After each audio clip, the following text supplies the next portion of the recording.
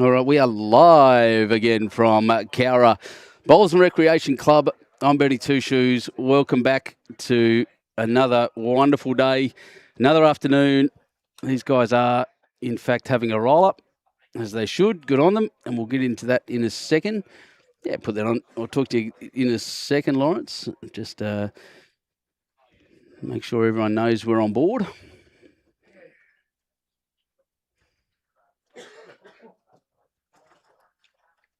Once we get there. So, yeah, it's traditional pairs coming up for this one. John Dalgleish and Clint Snow against Terry Cooper and Mark Riddell from Austral. This is going to be an absolute ripper of a game. These guys are enthusiastic is the best way to put it. And for you traditionalists, it is 2x2x2x2 traditional pairs.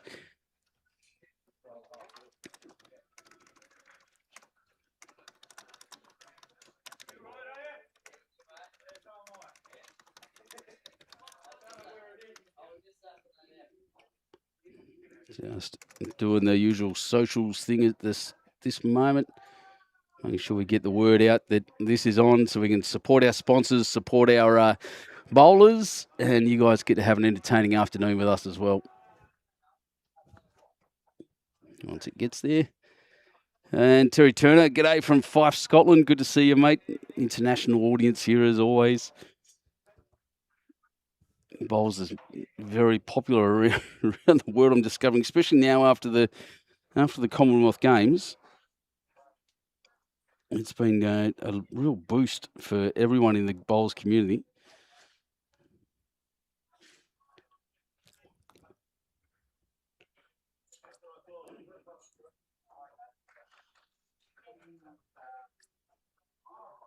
Nearly there, team. And then I'll have a chat with you all.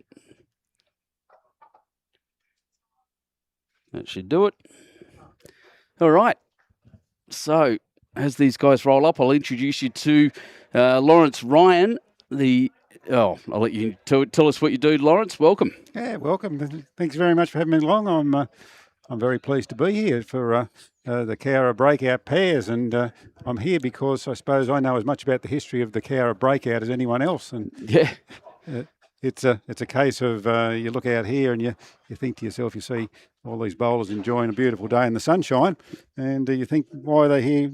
Something called the Breakout, and that's because 82 years ago, COWRA had a Japanese prisoner of war camp here, and on the 5th of August 1944, we had the biggest military breakout in world history right here in COWRA. Exactly, and it wasn't just Japanese, there were Italians in there as well. The Italians, as far as I know, the officers were allowed to come into town and have a drink at the pub and the cafes, enjoy their coffee. Yeah, it started out as an Italian prisoner of war camp, and then when Japan came into it in 1941, at the end of 1941, they looked for somewhere in Australia to put the prisoners of war, and the decision was made that they'd build one of the camps here at COWRA where they'd have the Japanese prisoners of war. So it was pretty difficult for the local guards and the local population to sort of go from having these Italians in town who loved the climate and thought what a beautiful town it was, and and weren't worried about being captured. That was just part of the job. That's right. But then the Japanese, it went absolute disgrace. So as far as they were concerned, it was the worst thing that could have happened to them. Correct. Yeah, capture was way worse than death. So. But a pretty interesting situation with the breakout itself. They were looking at, from what I know, moving the NCOs and the enlisted men to Hay. Yeah, that was the whole idea. The camp was getting too full. They had probably about 3,000 or 4,000 Italians in two of the compounds. They had Japanese in one of the others, and the Japanese officers separated in D compound, which was right away from the enlisted men and the NCOs. And they were getting too many, were being captured primarily on the north coast of New Guinea, and they decided to move them. And as the Geneva Convention said, you had to give 24 hours notice to move them. Well, that gave the Japanese the opportunity to have a discussion and a meeting about what was going to go on, and they didn't like the idea of being moved, and it led to the breakout. Exactly. May I ask you a question, one specific one? What happened at about 2 a.m. that morning on the 5th? A captured officer who was a pilot, I think he was caught in the Tiwi Islands after it crashed. He blew a bugle, Now, where'd you get a bugle from? He was given a bugle because they were given things that from the Red Cross, and he obviously said he wanted to learn to play the learn to play the bugle. Yeah, his name here in COWRA was Tadeo Minami, but his real name was Hajime Toyoshima. They used to give false names so that they wouldn't be recognised at home. They thought if they go back to Japan and word's out that they're prisoners of war, their families would be persecuted. So that's why they gave false names. But yeah, he blew the bugle, and that was the start of the COWRA breakout. That's it. And I can't remember the exact numbers. Well over, was it over 1,000 of them charged up the hill? Yeah, the number they say is 1,104. Of those, 334 of them got outside the perimeter fences, and they were recaptured over the next 9 days. Around about at the time, you're looking at 231 of the Japanese died within 3 days. 3 more died of their wounds after that. So total number of Japanese dead as a result of the breakout was 234. And then from the Australian point of view, you had 3 of the guards at the camp, an instructor from the military training camp. He was killed about 7 k's north of here on the road out towards Canowra. And then down near Blaney, you had a member of the Volunteer Defence Corps. At Blaney? Yeah. They got a long way, didn't they? It's a fair way. He wasn't killed by the Japanese, but he was sent out to round up Japanese. Yep. And they were going to guard, there's a railway tunnel at Carcoar, and they were going to send a group from down to guard the tunnel down there at Carcoar. And as he was getting up into the truck, one of the young fellows, a young private, his weapon discharged and shot him. Oh, geez. So terrible situation, that one. But so in total numbers, 5 Australians and 234 Japanese were killed, and 107 Japanese were wounded. And on top of that, you had 8 Australians who were wounded.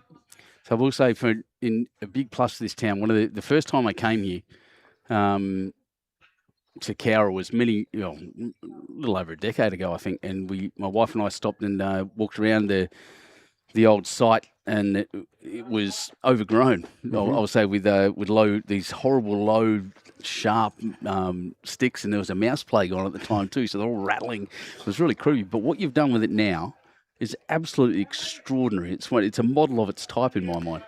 We describe it probably as the best interpreted military heritage parkland in Australia. Yeah.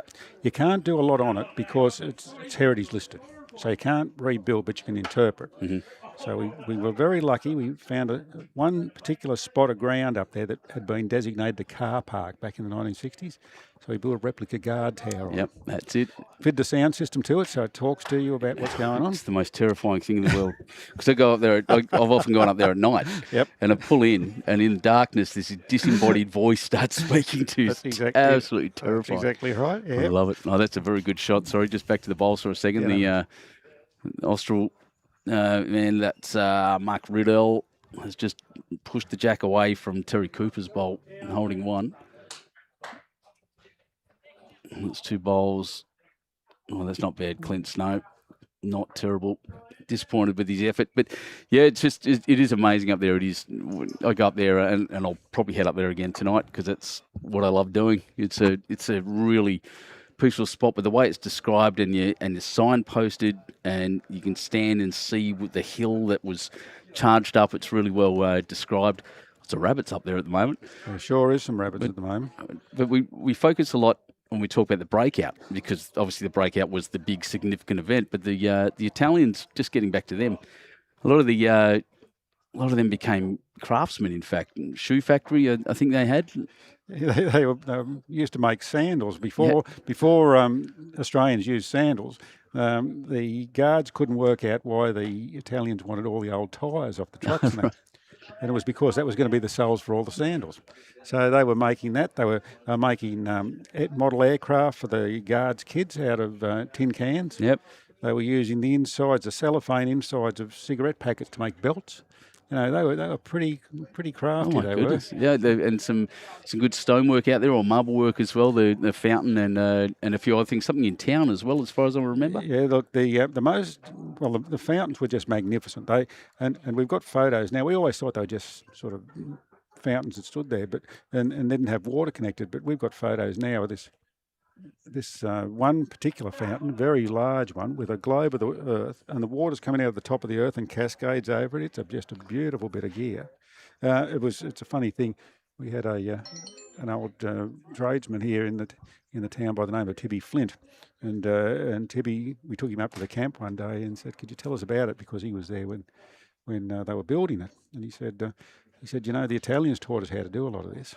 He said the concrete work. He said we were just forming it up, laying it, doing this, and he said the Italians are laughing at us because they've been using concrete for 2,000 years. That's right. It's the Romans, and they had curves on everything. We wonder how they were doing it, and they'd get a Coke bottle, and that'd be the mould. They'd use the Coke bottle to form the curves and that. So just the things that the Australians learned.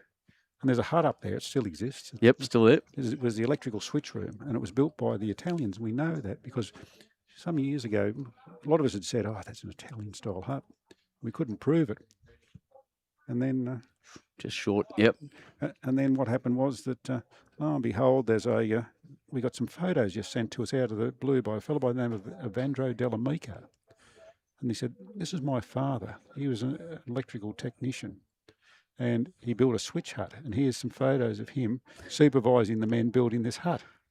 And lo and behold, we'd always wondered why the hut had curves in the walls, or like a pattern like corrugated iron in the walls, and they're forming it up out of sheets of corrugated iron. So good. And they're concreting into that as a formwork. So, yeah, so that was really interesting. The other interesting thing was Bruno Dell'Amico, because he got trusted, he was an electrician, they put him... Sorry, I'm just watching the bowls again and just watching him knock that one out, which I think puts him down. That's an unfortunate shot. Yeah. Yeah. So anyway, so Bruno, he was an electrician. They realised he was pretty good. He built the electrical switch room, so he started doing repairs and that on the projectors and that were used for entertainment at the PRW camp. And he got a real love for cinema. And went back to Italy and became a famous cinematographer there. So there's somebody who benefited out of his work he did as a prisoner of war in COWRA. That's extraordinary. It is an amazing site. It is big. You go out there and don't just go out there and expect to stand there for... Yeah, I mean, you can. You can just go stand up near the car park and there's lovely displays there and you look over, because it is at the top of the hill, look over the whole encampment. But to walk around it is quite extraordinary. In fact, one of the things that I find, sorry, I'm just watching this bowl. This is magnificent. What a shot. Rolled the jack far enough and he's holding. That's beautiful bowling. A bit more traditional in this game, 2x2x2. You saw the last game, 2-bowl pairs was very strange. But, but to walk around it, get under the trees down on the right-hand side and see where the Italians were, and then back across, it's a bit more stark and open where the Japanese were. And mostly what's left is toilet blocks and sheets of tin. We call it the wet areas. Yeah, because that's right. You got your toilet blocks, you got your shower areas, you got your mess huts with the kitchens and that in them. Yep. Yeah.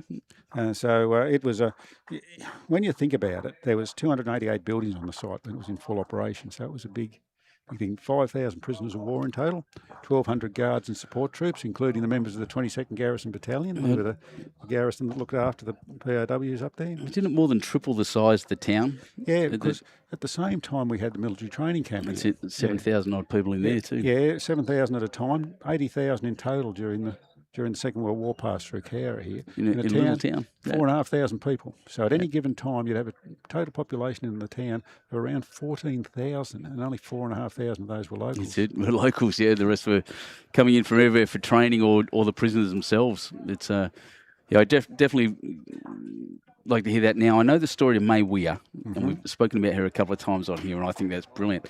Now, there are other stories like that too getting around, aren't there? Yeah, May Weir wasn't the only one. May Weir is probably the most famous one because it was documented with photographs and so on.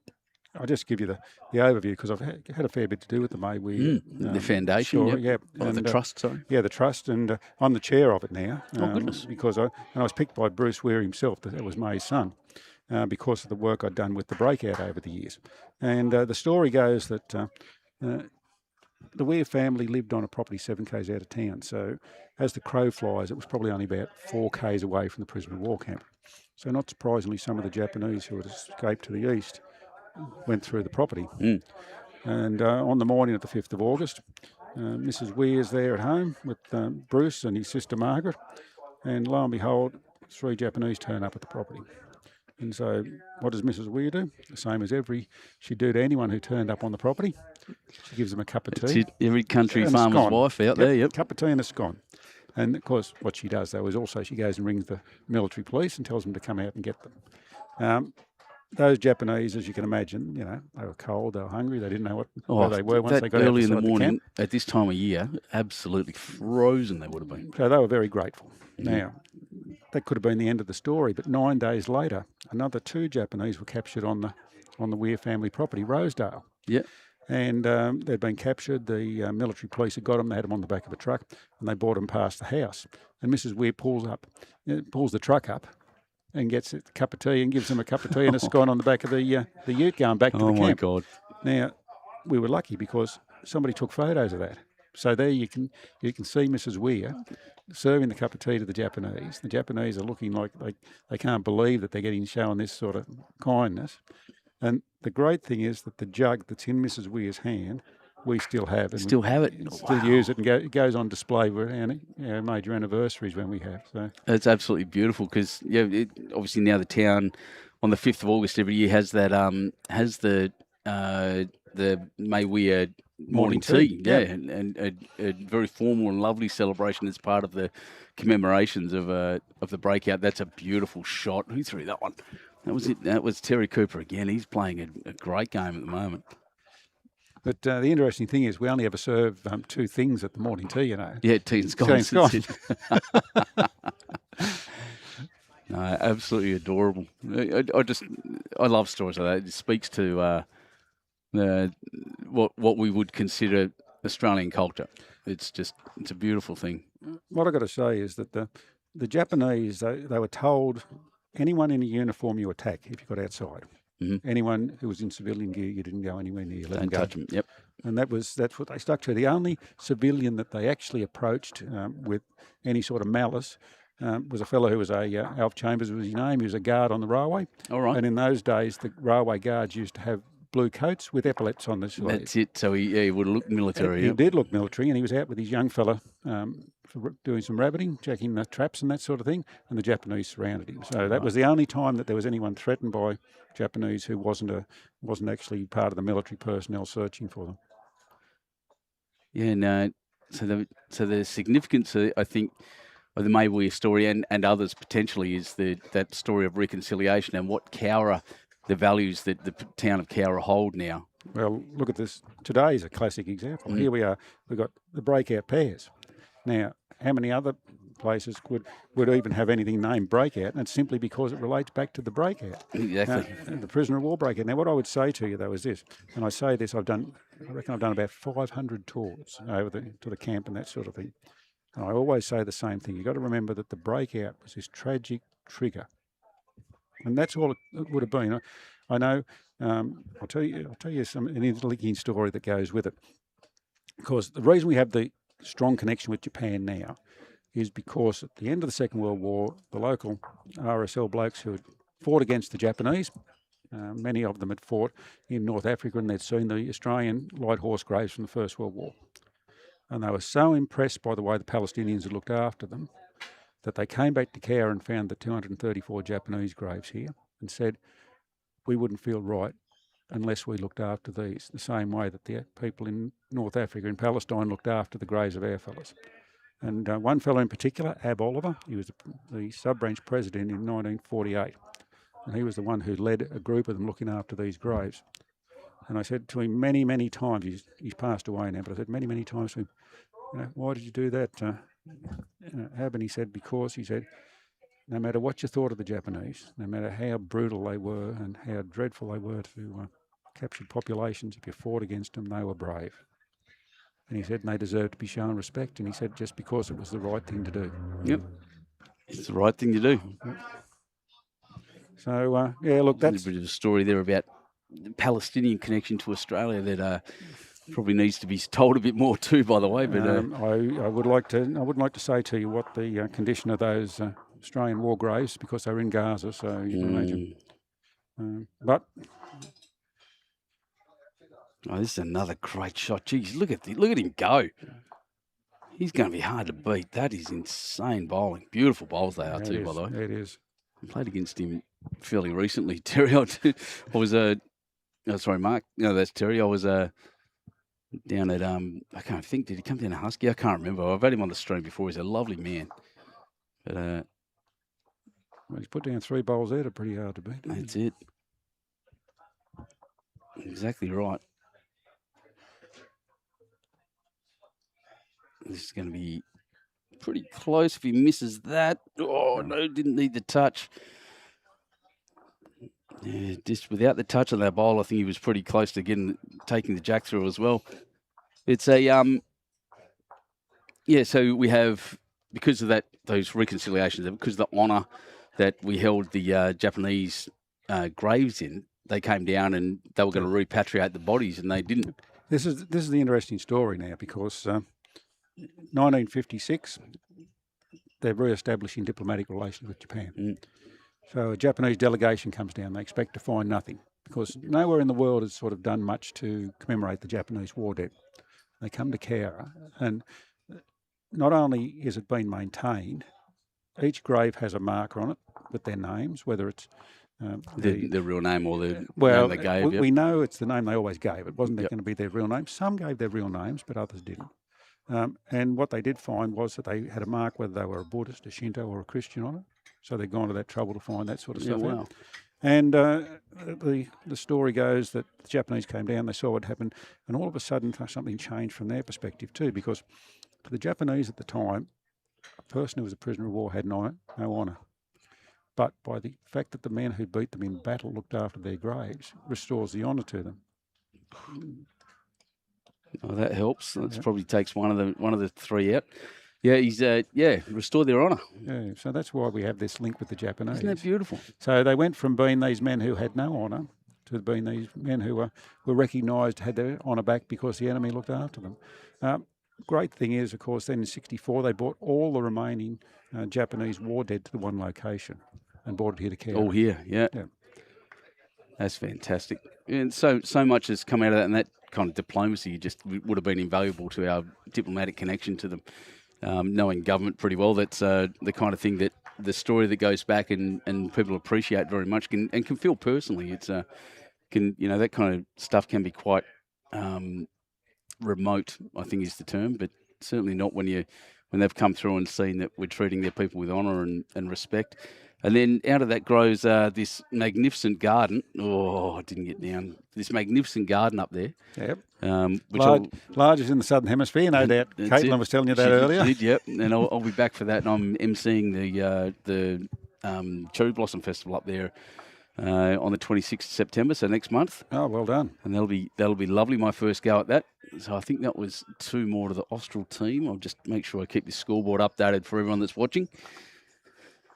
And then the World Peace Bell. Yeah, World Peace Bells here in COWRA. Peace bells traditionally go to the capital city of a country, but the one here in COWRA was given to us because of the fact we had that strong link with the Japanese. So that's a great story in itself. Oh, look at that. That's a great jack roll. Oh, it just came off the line. Who's just saying that? Marcos, g'day, mate. Glad you're here, mate. Glad you're watching. Everyone around Australia and around the world that's joining us here from COWRA. We're learning about the deep and important history of this town and what it has significant impact it has had culturally and in our even diplomatic relations, which is quite amazing. This is a place to come, everyone. I'm telling you now, this is not just for the great bowling club where everyone's friendly and nice, but and it is the heartbeat of the town still. You still feel it here. In the club is still the heart, and so many towns around have lost that connection. Yep. But we're small enough to be still a bit like a country town. You know, there's 10,000 people in the town and another 2,500 in the rest of the shire. But realistically, we're still small enough to be that sort of quintessential country community. You're not wrong. And you cook the food to prove it wrong. I'm just going to grab my jumper for a second, Lawrence. Might be a second.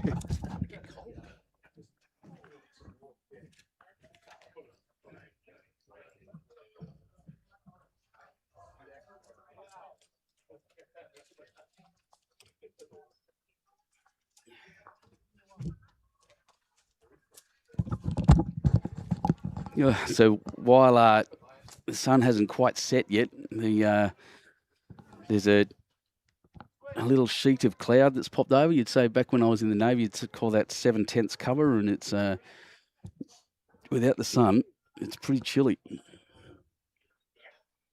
It goes from a beautiful day to a cool day as long as it takes the cloud to cover the sun. It's so quick. It's funny, this morning I was standing here, and both Matt and I were quite warm sitting here. Matt even put his shorts on and whatnot, and I took my jumper off, and then I went out the front to get something out of my car, and as soon as I got in the shade, I just could see my breath all of a sudden. Well, imagine what it must have been like for the Japanese when they break out. When they go, that's the thing that fascinates me. They were told apparently that the ocean was just over the hill. Yep. And that they could get out, but to me, where are you going to go? Especially in the 40s. Well, that's the thing, because in all reality, they didn't really know what they were. They knew they had a railway line close by because they could hear the trains whistling. And they knew that they'd been brought in by the train and then loaded onto trucks and that sort of thing. So they knew there was good roads and that around about the place too. But you're right. Once they got outside, they didn't know what to do, because really all they wanted to do when they were breaking out was die. Correct, yeah. So it was a pretty sad story in that respect.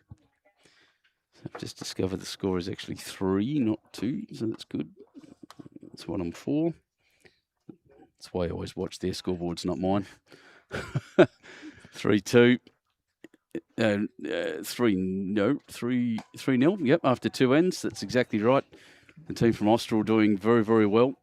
And I feel like I could sit here all day with you, Lawrence, and talk about this stuff. I'm ex-military myself. I told you that before with the Navy stuff, and I always love the ceremonies that come with it and the tradition that comes with it as well. And sorry, Matt's just shaking himself around here, and it's and the history of all that kind of thing. And this place is just full of that. Well, if you want to ever come and see a formal wreath laying ceremony, come to some of our events here, because the wreath layings are still done by the RSL sub-branch. Mm-hmm. So the idea is that the Breakout Association, the organisation I'm involved in, we look after the events that surround the commemorations, but it's always the RSL sub-branch that does the wreath layings, as they should. As they should, yep. And on a big anniversary, the one that might finish with a 0 or a 5, we probably lay 40 wreaths in each cemetery. For those of you who don't realise, who might not have been to COWRA, there's 2 cemeteries side by side. There's a traditional Commonwealth War Graves cemetery that has the graves of the 4 Australians who died in COWRA during the breakout, but it also has the graves of the other men who died on duty at the prisoner of war camp or the military training camp. And the Japanese cemetery has the graves of the 234 Japanese who died during the breakout, but also the graves of every other Japanese person who died in Australia. So you've got civilian internees, POWs who died in other camps, and also the air crew shot down over Darwin. Darwin and Tiwi Islands. Yep, exactly. And it's exactly. It's worth coming to look at. It is extraordinary, solemn place, I can assure you of that. It's a lovely place to be. Our next big anniversary will be 85th, which will be in 3 years' time, in 2029. And I would certainly say put it in your diary, because one thing we do now, and we've proved that it works, with just about 5 or 6 of us working on it, we can actually recreate the breakout in burning of the huts using hay and bales of hay and that sort of thing, and it looks pretty spectacular, I can tell you.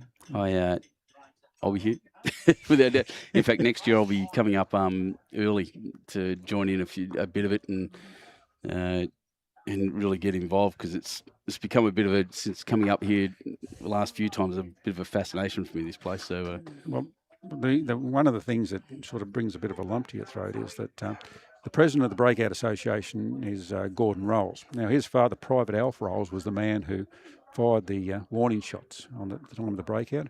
Oh, well, sorry to interrupt. Look at this. This is, it's not quite going to stop. It is slowing up the ground a little bit, but they're still getting a lot of roll on. Very close. Yeah, sorry. So Gordon brings his 303 rifle in and fires it at the spot where his father stood on the night of the breakout. Yeah, wow.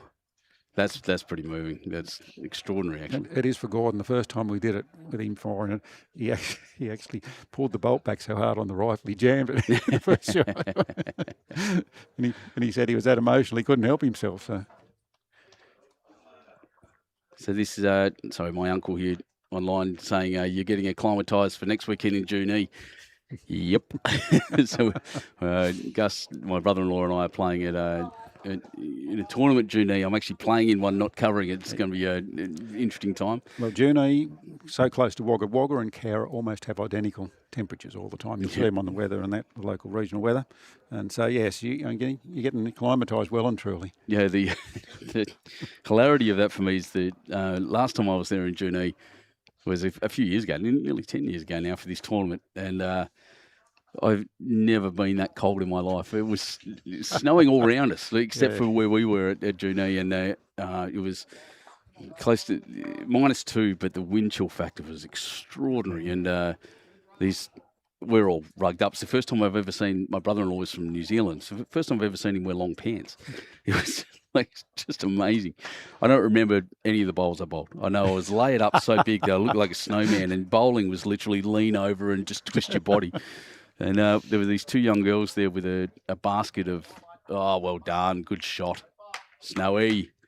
Yeah, it's a baskets of hand warmers that they were selling for $5 each. They were making a killing. Should have put the price up. It was entrepreneurial. Well, $5 they usually cost about $2, but that was just brilliant. It was a great weekend out bushy, out west again. Yeah, look, there's a lot of these little country towns that have a really strong community feel, and it's great to visit them, isn't it? Oh, it's my best part of my job. And every one of them has something to show. Every single one. And sorry, I'm off on a bit of a tangent here because I'm with you, but you go out. I'm from Western Australia, so most of these towns and the town names are storied, so you hear about them almost as myths, and quite literally through poetry and things like that, Henry Lawson and stuff. So, or even John Williamson songs. And for me to drive into Cootamundra is such a strange experience, because this place to me is still, I'm 48 years old now, still a mythical place that I'd heard of as a kid, and it actually exists. And then you go, between there, Wagga, Junee, Gundagai down the road again, and then all these are storied places, and they're beautiful towns, and to be welcomed in there and get into the communities. Junee's chocolate factory is just awesome. Isn't it magic? Yeah. And the thing is that all these areas have their history. You start off Aboriginal history, then bushranger history. Because Ben Hall, Frank Gardner were all around this area. Yeah, bushranger gullies over near Crookwell, I think, somewhere. Then Young, 70 k's away, they had the Lammy Flat riots there in the 1860s. Lammy Flat.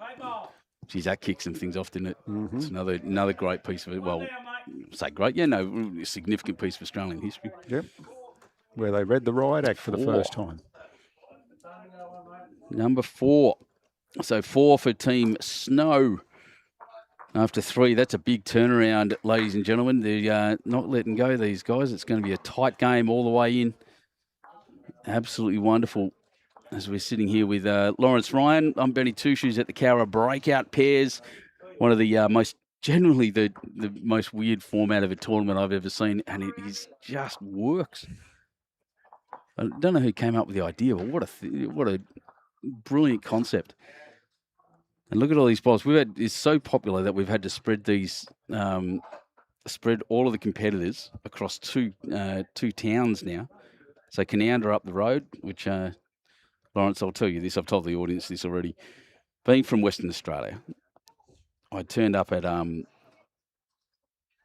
stopped in Canowra for just a coffee and tea. I tend to stop at small towns, and I don't go to McDonald's or anything like that because towns are better. Yep. So I turned up and checked it out, and I called my wife and I said, I've just stopped at Canowra for a sandwich. And she said, where? She's from Lithgow. I said, Canowra. She goes, do you mean Canowra? I said, it is not spelt like that at all. It isn't spelt like that. But it is funny, like I worked for tourism. I've worked there for years. And the number of people who'll come in and they'll say Canowra because that's how it's spelled. Yeah. As simple as that. And I say, no, Canowra as in Caloundra up in Queensland. But I said, it's not spelled anything like Caloundra. It's definitely Wind. And I think that's the derogatory term that some of you guys here in the sporting teams use. If you But I would say, if you want to go and see what a town looked like in the 1890s, go to Canowra, because exactly right. all they got to do is put a load of dirt down in the main street, and then they can shoot a movie there Exactly. as it looked back, the historical 120, 130 years ago. But then you could even do similar things out at your showground here. I covered a sheep show out there, the Paul Dorset show. Yep. And sitting in that shed with all this modern looking equipment in the shed that was clearly built in the 40s and not been upgraded since was a bizarre experience as well. Well, the big pavilion there in the showground, it was built in 1906 when the showground was established there. But the interesting thing was that during the Second World War, it was taken over by the Lithgow Small Arms Factory. Yeah. And was used there, had 243 people working there. There you go. I took a lot of photos. That great hall at the top is one of the most spectacular halls I've stood in. It's been upgraded fairly recently. I know, but it's just this big, long room, and it's old school and absolutely beautiful. Can seat 900 people in there. There you go. It's a big area. That's where we had the dinner for the Breakout 80th anniversary, and we had 400 people in at that stage. But if you have a look in the floor, there's still some of the concrete mounts where they had the machines for the when they were making the Vickers machine guns in there, and all the brick buildings on the southern side of the southern side of that hall, the extensions, they were all built by the Small Arms Factory. So that was where they had their armoury. That was where they had the offices, and so it was a pretty interesting place in its own right. Yeah, my believe it or not, my Lithgow Small Arms Factory, for anyone who didn't know, actually made most of the guns for Australians since World War I, potentially. I think it was back then. My brother-in-law did his apprenticeship there. Oh, really? As a machinist, and my wife's parents still live like just around 100 metres away from it. Yeah. On Rifle Parade, believe it or not. Very, very aptly named. But they were afraid that they were going to be attacked by the Japanese. Yep. So they put a machine gun, an anti-aircraft gun emplacement overlooking the factory, but then they split up into annexes. So you had one at Katoomba, one at COWRA, one at Bathurst, and so the idea was you split the production up. So if one place was bombed, you could move it into the other place and get it going. But 243 people working at COWRA Small Arms Factory when it was in full operation. That's right. Yeah, it's and you can still see those anti-aircraft. Oh, good shot. Snowy. Was it Snowy? That would have been Mark Riddell actually. But you can still see the machine gun. My father-in-law often takes me out for a drive around the bush to show me all these old relics from the war. It's great. They'd be forgotten, I think, without John actually looking like, because there's not much. I'd say interest, but not many people know that existed, because you can't have an arms factory without protection, especially during World War II. And the other thing was, here in COWRA, for example, you can drive out Darby's Falls Road heading out to Wangla Dam, and not far out of town you come along to roads like Battalion Drive, Camp Road and that sort of thing. Yep. That's where the military training camp was. Yes. Down my way in Nowra, sounds like COWRA except with an N. Yep. I just watch this bowl. It looks pretty close to me as it hooks around. Oh, that's just... That absolutely caught my eye as it came down. It looked perfect, and it absolutely was. That is number one. What a great shot. Near HMAS Albatross, which is the big Navy Air Force base down there, there's BTU Road. And I'd suggest that half an hour, the locals don't know what that is. But it's Bomber Training Unit Road. And it's still there because the English were practicing bombing ships up and down there. And there's lots of bomb shelters that have been made in the houses just off that road. It's really interesting.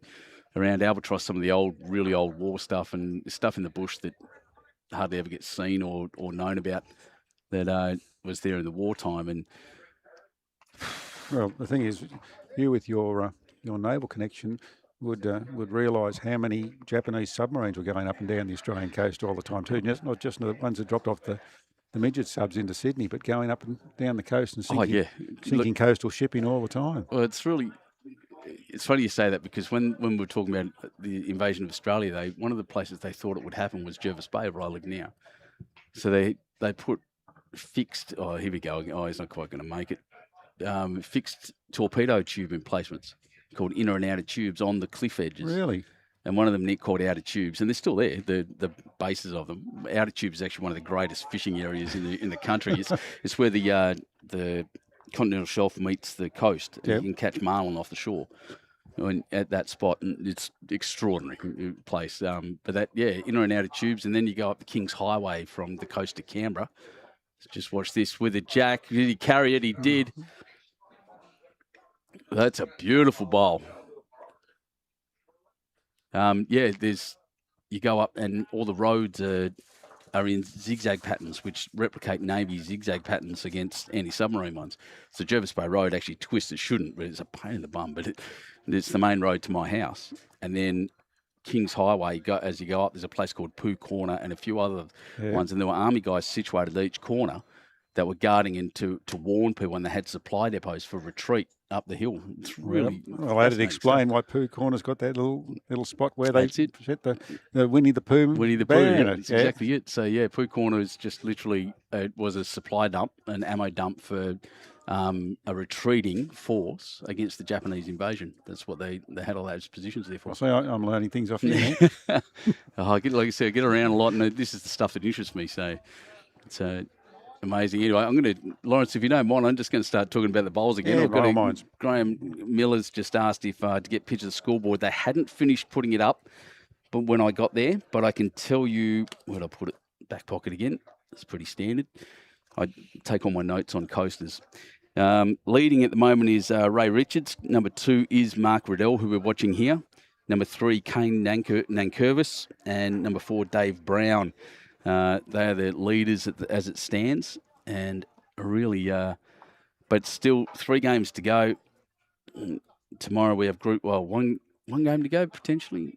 Group 1, Group 2, 3 bowl pairs tomorrow morning, both groups. So they all come back here from Canowindra, and we'll have 2 games there of 3 bowl pairs, and then we're into the finals series, which I'm not entirely sure how that works. So it should be interesting. In the afternoon. So we finished up at about 3:30 for a presentation. I'll tell you what, that was very, very close, but I think at the moment it is the Terry Cooper and Mark Riddell show.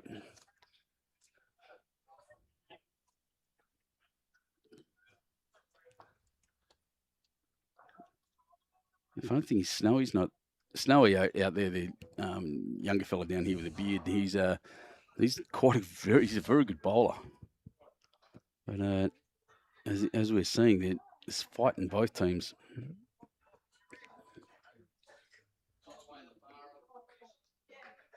Ooh, that's close. I missed that. I think it was 3.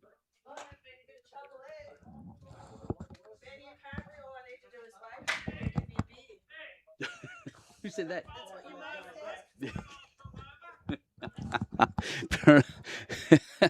Someone's spreading rumours that if they wave to me, I'll go buy them a beer. I'm way too cheap for that, Lawrence. You could be a long way out of pocket by the end of the I day. reckon, I know. Especially in this crowd.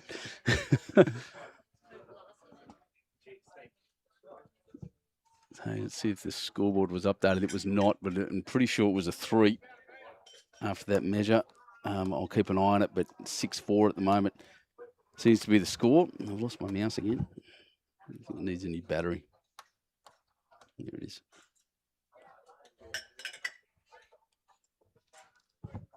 Oh, there's too many keyboards on this for me to pay attention to at the moment.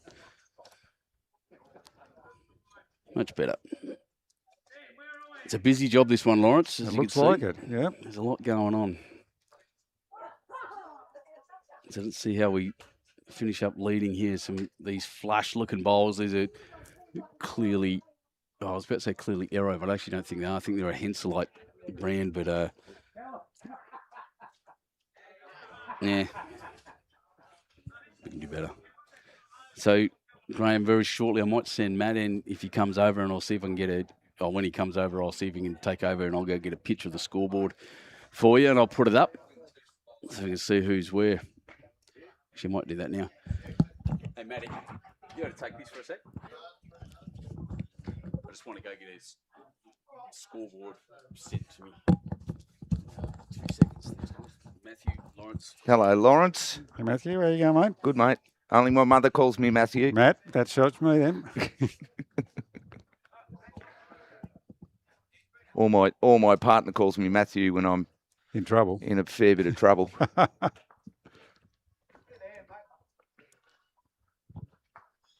Oh yes, Graham Miller. That's why Benny's gone in to check the scoreboard overall. But again, Graham, I don't know if they're getting scores from Glounder or not.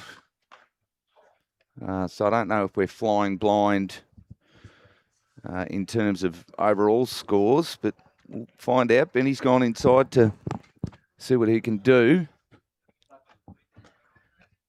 Enjoying your afternoon, Lawrence? Yeah, it's good. Look, if we could get the sun a bit more out, that's the only trouble now. It's gone in behind a bit of cloud, but it went from being beautiful, warm weather to a bit, still quite bright, but much cooler. It does get chilly here. If the sun's not out, and I've saying to Benny before, that if the sun's not out, it'll read 14 degrees and it feels like 14. As soon as the sun comes out, it feels like 24. Yeah, that's the truth. Yeah.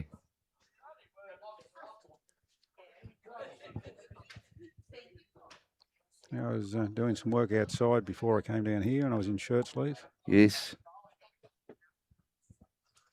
I think the way the game in the afternoon's going, I reckon we might need the lights on. Yeah. So I reckon we're going to be going till 5:30.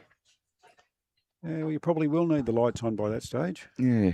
Good thing is they're pretty good around here, so that's 5:30 Australian Eastern Standard Time for our international viewers. So it's 10 to 4 now. And there are only 4 ends in, and we've got a fair few to play yet. So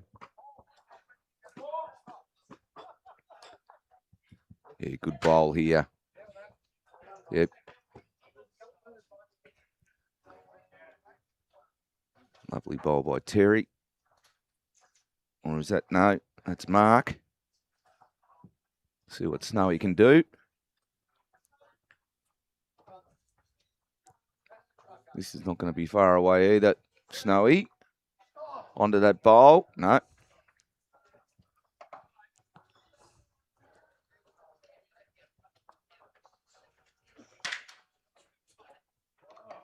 People out there having fun, which is good to see. I've been sort of walking around, hanging a bit of crap on a few people, and as you do. I find it motivates people, Lawrence. well, it's a good idea, isn't it? You give them a bit of stick. Yep. And they're like, Clarkie, we're going to shove it up you. Yeah, either it motivates them or it puts them right off. Yeah, well, one of the two. I had an uncle who was a pretty keen bowler, and if he ever got to 13, that was the end of him. Really? Yep, superstitious. He was a pretty good bowler, but get to 13, that was the end of him. I think I'd get to about 13 ends, and that's the end of me. Led a couple of singles games last year, called this year quite comfortably. Yep. Got to about the 13th, 15th end, and I just went to pieces. Yeah. I was up 22 to 11 one game and lost. That's a big turnaround. Yeah, I know. But most people that know me know I'm useless, so I'm a better broadcaster than I am bowler, Lawrence. Let's just put it that way. You got to know where you're up to with this, sitting here and looking at the 3 screens. Yeah, is he gonna? Oh, he probably wanted to swallow that up, but again, it's not in a bad spot.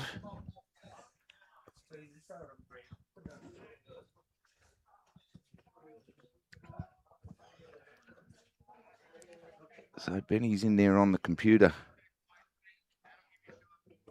probably lending his hand to the tournament guys, just giving them a bit of a hand to get their scoreboard up to date. Do you have many tournaments where they're played over 2 different venues? Not many, unless you started starting to talk about the Victorian Open and New South Wales Open, and that's when you sort of go to 5, 6, 7 different venues. But in terms of local tournaments, no, which sort of shows the popularity of this tournament, which is great. Yeah, well, lucky that Canowra's only 30 k's away, really. Yeah, somebody, I think it was Caitlin from the Gardens was saying earlier, it's about a 30-minute trip, which is going to be a little difficult tomorrow for the participants, because if any of the teams playing from Caloundra make the finals, they've got a bus ride it back here at lunchtime, then jump straight on the green to play finals. And, and they wouldn't have played on them. Wouldn't have played on it, wouldn't have touched it, wouldn't have even sighted it. So unless I don't know what the draw is doing, but it wouldn't surprise me if they flip it and there's a few teams that have played here all day go to Caloundra tomorrow and then come back. So they'll have a bit of a feel, but again, with that rain that's due to hit, anything's it'll possible. Be completely different green tomorrow. Absolutely.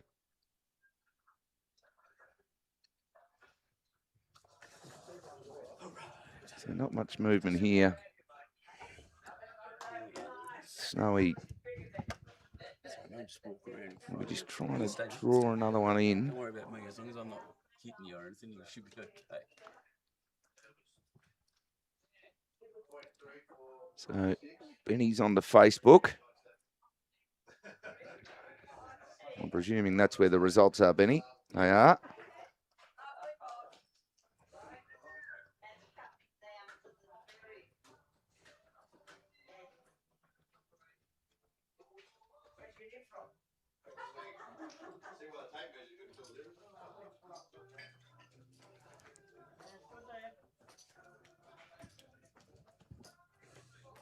Yeah, I'm sure Benny knows what he's doing here.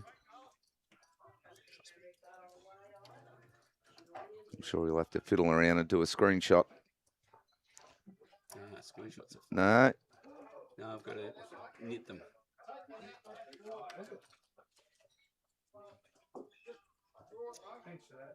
Oh, see, Benny's got the whole scoreboard. He's all over it here. I know Graham will be happy with this.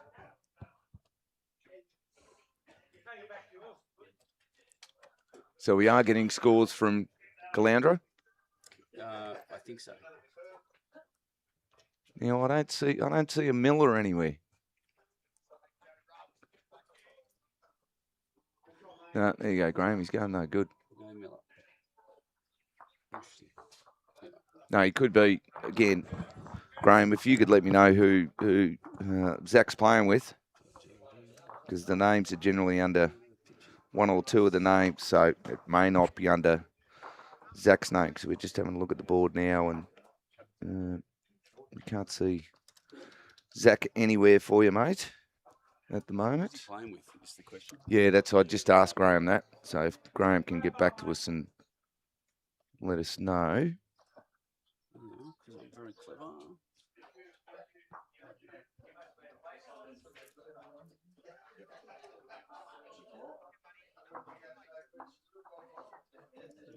It's a good time to put that up. There you go.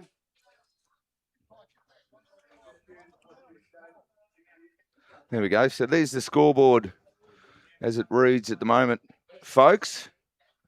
That was pretty good. I'm pretty happy with that, actually. So well done, Benny, there for doing that. So I've got no idea who's who and what and who's where and how. But again, too busy talking. I think the score's 7-4 now, Benny. 7-4. Yeah, sorry. Didn't change the camera either. There we go. Oh, I forgot I can do it on the stream deck. There we go. Cool. Well, gents, I'd better disappear. I think I've got to go. Oh, you got to leave, Yeah, Lawrence? you got to leave, I'm afraid. Well, I'll take that headset from you then. Yep. Good on you, Benny. Thanks very much. No, thank you, Lawrence. Nice of you to drop in. You're back tomorrow, or? Not tomorrow. I've got to do a bit more work tomorrow. So no, I understand that, mate. I've got to work all day too. So well done, and enjoy your time in care. So you're Absolute treasure. Thank you very much. That's my pleasure. Good work, especially with the beer thing. So nice of Lawrence there to drop by, have a chat. Thank you so much. I might get out as soon as we're on the fifth end. I might get out and have a chat to the boys live on the green. I know Snowy's going to hate it because he's not shy of the of being a bit of a larrikin. So I'll go down and speak to Snowy and Mark. Shortly, I'll just wait for Benny to come back on and commentate for a bit, and we'll go for a wander as we can now. And have roaming Clarkie or roaming Matt or whatever you want to call it. Number one, sorry, I'll turn that down. And here we go. Benny's back. Thanks so much, Lawrence Ryan. That was a really good chat for anyone who likes a bit of history. And thanks, Matt, for just taking over while I ran and got that scoreboard too. Oh, yeah, it was real tough for 2 minutes. You are allowed to take breaks, Benny, you know that. I had a lovely chat with a lady in there whose name I've just immediately forgotten. Yeah, you like me. Holly Myrn was her name. She's 92 years old. Been bowling for a long time, still going. God love her. She's sitting right there in the red jacket. Oh, right, eh? Yes. She's a lovely lady. Sitting there with Joan. No, it's been a great day. We're a third of the way through this. Oh, just over a quarter of the way through this game. Came home. Yeah, swinging so much. As soon as it left his hand, I'm like, no chance. Wow, you're almost out the bowl's almost heading out to the, look at that.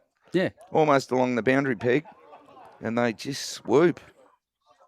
Yeah, if you're skimming the white line, the 2 metre line on the left hand side there, when you're playing east west, look at that. It's crossed. That was near the out of bound line, all the way back. Come scooting back, and that late Henslight turn really accentuates it. But I was down there watching a couple of the players earlier, and I said, wait, so you've been walking pairs. It takes a long game. And considering it's 4 o'clock now. Might be putting the lights on. Yeah, that's what I said. I reckon the lights will need to be on, especially for that drawing competition that's meant to be starting at 5:30. I think there's no chance. I think it'll be more 6:30 with the lights on. It's just this morning's games took a lot longer than I think they expected. Yeah. So this is the game that was meant to start at 1:30, I think. Oh, Snowy, what a bit. Oh, look, see, it's still ducked a mile. Really does look like it's swinging all the way back towards you, which is just ridiculous. But while they cross, I'll show you this again. So this is the scoreboard top. I've got to wander over. I looked at this before. Ray Richards is actually number one. Mark Fitzallen, and then Mark Riddell. So Mark Riddell on this rink at the moment. Kane Nankervis. There's a lot of teams there with 2 wins though, and that's where margin comes to the fore. They'll eventually play each other at some point, and that'll change again. Very few teams with 3, so a couple of draws. Well, I'm guessing. No, we've had Joe today. Yep. How have they got 4 wins? Well, they didn't win that game, did they? So something's gone wrong there. Something's gone wrong because you can't have 4 wins because we haven't even played 4 games. 4 points, so 2 points each game. No, it says wins. Yeah, it should say points. Oh, righto. So yep. 3-3-3 because there's 3 draws in there. Yep, righto. 9-24-10.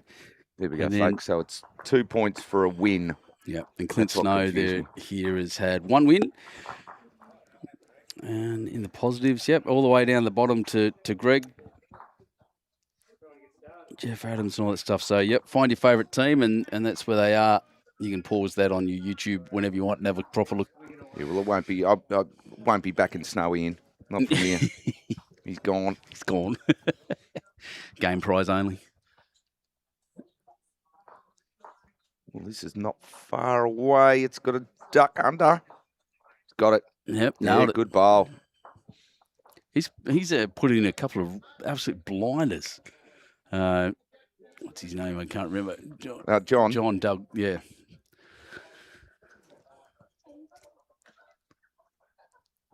Yeah, playing beautiful bowls on a as we've been highlighting in the last game and into this one, on a lightning quick green. As the sun sets at... Terry's come tight here. We just can't see it because Snowy's in the way. Ooh. Had the right line, just probably had a bit too much on it. As the sun sets and the shadows come across, the grass will lift a little and soften, and it makes will slow it down, but not a whole lot. I was saying that to the guys on rink one and rink one. Their green's going to be very two-paced because they've got the shadows up one end. Yep. And pure sun down this end. So I said it's need to get that into your head that it is going to be two-paced. Just pay attention exactly end to end. Snowy standing right in front of the camera. I'll get his attention. Yeah.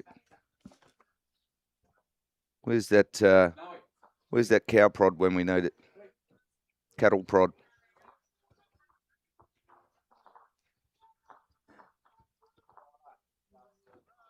Oh, good ball here. Take Kitty.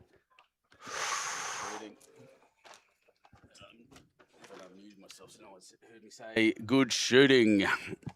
It was Snowy just not paying attention. Didn't even hear me. Nah. It was one of the other players that told me to go the other way. She's concentrating on me, myself, and I, Snowy. Bless him. He's a character. Yes. You don't like those shirts either, do you? No, I do enjoy those shirts. Anything loud and bright and colourful, I'm into, as you can imagine. Well, you're here in your purple and yellow uniform. Yeah. He's starting to get a bit vocal later on in the afternoon. It's been very quiet so far with... Oh, these Canton Beach bowlers down here. They get into it? Yeah, they love it. That's what we like to see. Yeah, it's not the game it used to be, guys. No golf clapping here. No. So this is going to be interesting because that's going to have to come in from almost my camera. That's almost hit your camera. No, it's not coming back from there. There is a limit. It's back in bounds, but yeah. Yeah, turn back a long way, like under that. Clear that layer just there.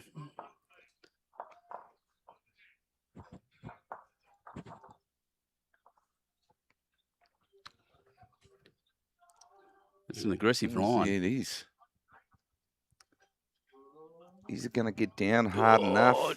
No. Missed everything. The little slide off that blue wing bowl would have helped him as well. I thought he was going to get that, but not quite. Almost on that angle. You almost want to be straight at it. Yeah. I'd agree, yeah. Good call. He's narrowed this up, learned his lesson. It's still gone out of bounds. Yeah, does it come back? It's thinking about it. Wow. Wow. Look at that. I don't know too many grass greens where you could throw it out of bounds and it comes back that hard. That's just extraordinary. What a track. I'll tell you what, it's a good blocker. It's right in that way. It will have to be a swinger now, not a... Snowy would be still looking for the edge of that outside bowl. I think that'd be his line. I'll tell you what, he's not far. Oh, he's going to hit that front bowl. Roll on. That's the thing. Just kept Jeez, I'm surprised he didn't turn around and do the whole, look at me. It's all about me. He's actually looking very frustrated with that because that was extraordinarily close. Well, it's a good bowl. Just one of those, good bowl. Just not the result you want. So I'll wait until as we can hear all the birds chirping in the background again. It's a lovely thing here at COWRA Bowling Club. It doesn't get much better than that as a viewing position, I can tell you now, over where we're sitting on that balcony. And you swoop around this beautiful track, the historic buildings in the background. The bloke over the back's been quiet today, Benny. He is, I know. What's going on? I don't know. Yeah, where's that heavy metal? Heavy metal. That's the guy just to the right-hand side of the screen now. There's a house there, and the guy there plays heavy metal almost at concert level. Yeah, hit the right button, did. That's all right. You get there. One of the three. To be honest, I nearly fell off the stool. So reaching for it. I did have it right back there, mate, for a while. It's going to say I put the stream deck a bit far away.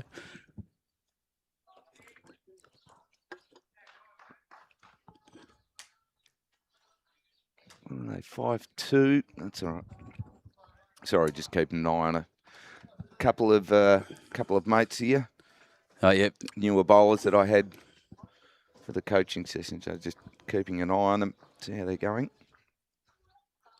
7-4 after 5. No, it was right. Because that was one. They just haven't put the score up. Look, that should be a 0 anyway. Benjamin. 8-4 after 6. They're running this one at 18 ends as well? Yes. Yep. That's why we're going to be here for... And again, when you've got walking pairs, you pretty much know damn well that it's going to be a long afternoon by the time you walk back and forth. It's probably my most disliked discipline. Well, to stream, I quite like playing it, but just to stream, it's a tough one. A lot of gaps in between plays, like watching rugby league. Yeah. Sorry, bro. Should be nicer to a New South Wales audience. No.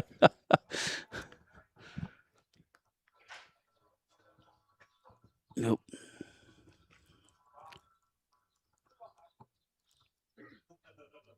It was funny when I was doing the Everest. There were people chiming in about NRL and AFL. Every time somebody would start up, I'd just go, no, we're here to talk bowls. That's right. That's it. Don't care about that crap.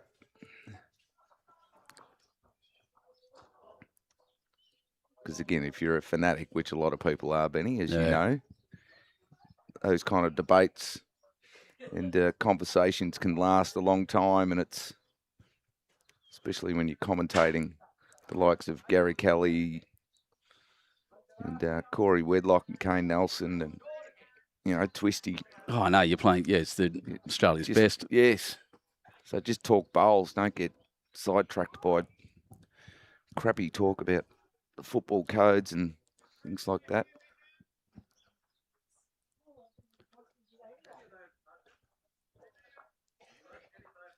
So when they come back this end, Benny, I might go down and have a chat. Yeah, good idea. I'll probably be able to get all four of them, to be honest, on the time they put their two bowls down and then cross over. So I might be able to get all four of them on for a quick chat. Let's see if I can get Snowy off the microphone. He'll probably grab his microphone and head up the other end and start singing karaoke. Just keep talking to himself and sing karaoke. So just rapping, yeah. Yeah. I'm just looking at a photo of the guys from out of Dubbo, and that's, I'll see if I can steal it. Richard Clark's put it up. It's that's ice on the green. Is it really? Yeah, I'll steal the photo and show you, just as an interesting thing. I can't say I've seen that before. That is interesting. Down here. He's not happy with that. No. He's looking a bit frustrated, not going to lie. He is. Right, there's no there's no fives on the one. Look at this. Have a look at that. So that's out of Dubbo City, so with the old railway club, and that's ice on the green this morning. That's pretty chilly, mate. And he's doing the old Tony Greig. Can't get the keys into the pitch. You're not wrong. That's quite extraordinary. So I stole that from Richard Clark's Facebook page. Thanks for that, buddy. That's cold.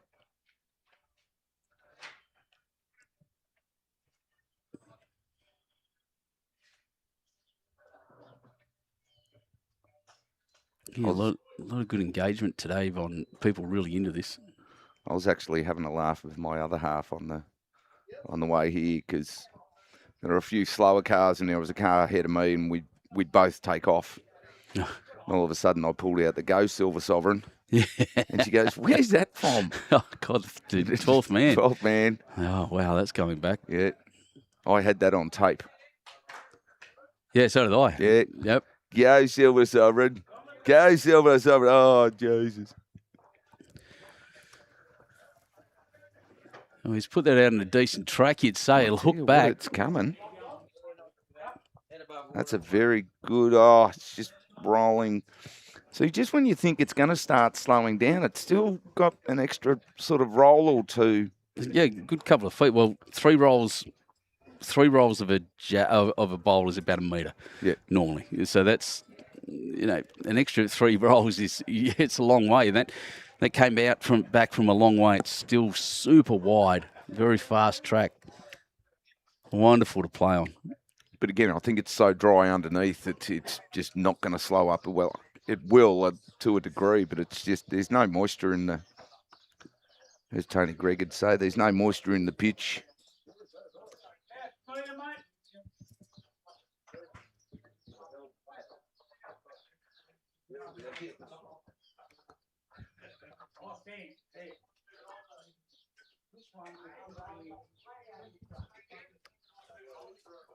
Just thinking about what we can show you in the middle here to keep the as they cross and see what's interesting out in the bowls world at the moment. There's a lot going on. But, yeah, mostly the story out west is how friggin' cold it was last night. Just unreal. And it shouldn't be as cold tonight. Like I said, a bit of cloud cover coming over. We're starting to see the precursor to the rain that's meant to be happening. I'll just check the weather report while I'm thinking about it, because I think, when's the last update? 4 o'clock. The 4 o'clock update says cloudy, very high chance of rain, winds up to 35 k's in the morning, then turning northerly in the late evening. Overnight temperatures falling to 3. Oh, good. Yeah, great. With daytime temperatures reaching 13 to 19. And it's not mentioning when we're going to get the rain. So I'll just have a look at the radar.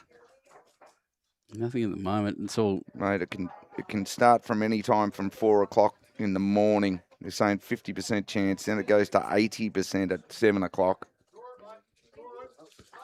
And then 90% at 1 o'clock. Yeah, so the windy report, which is the one the pilots use most of the time out of the Albatross, shows you the good picture of the wind gusts, gusting up to about 31, as you said, or just over 30. That's knots, so 60 k's an hour by 1 a.m. Monday, actually. So the wind should, according to that one, hold off a bit. So sailors, farmers, and bowlers talk about the weather a lot. And we'll carry on about it a bit, but tomorrow's looking like a very iffy day for bowls, in particular from about 10 a.m. onwards. Yeah, it doesn't look good. Looks ugly. Nice bowl there by Snowy. He's just landed it in front of those bowls behind. I think it's shot. I can't. Benny's probably got a better look. Yes, yeah. Definitely the shot. 100% the shot. He played the shot he needed to, just resting amongst those two that were there. So again, watch this swoop home. I was going to say, not long ago I would have said that was way too wide, but look at it come all the way back to the line. And past. Oh, God. Holding 2 is the call, in fact. It's those aero bowls, mate. Yep. Turn them all. On a fast track. I only say that because a mate of mine, he works at Henselite. So he doesn't like my bowls. I don't particularly like his. This is a lovely little segue in there. Don't forget your discount code. So 2 up there. Don't forget your discount if you're ordering Aero bowls and products. Someone bought a couple of things this morning for me off using my affiliate code. And at 6 o'clock this morning, someone was up early doing that. And has bought some shoes and some... Who's buying bowls at 6 o'clock in the morning? I know. I reckon it might be Craig Terry. Cusack or No, Terry. it'd be Terry over in Fife, I bet you. Yeah, could be. Yep. Late at night, he's had a few whiskeys, so he's decided to. Hilarious. Yep. We're going to bring that back. Yeah, we got middle. Right, you Benny, get on the. Do you want to move it? Oh, no, that's all right. Sorry, I didn't know he had the jack in his hand. I thought the bowl was Yeah, it's cool. getting ahead of myself. I actually don't really want to leave and go and interview people. It's very comfortable up here. Yeah, I on know, the I was going to deck. say, It's beautiful. no rush is there. No. We've got 11 ends to go. Got the lovely comfy chairs out here Yeah, that was a good idea, by the way. that Benny bought out.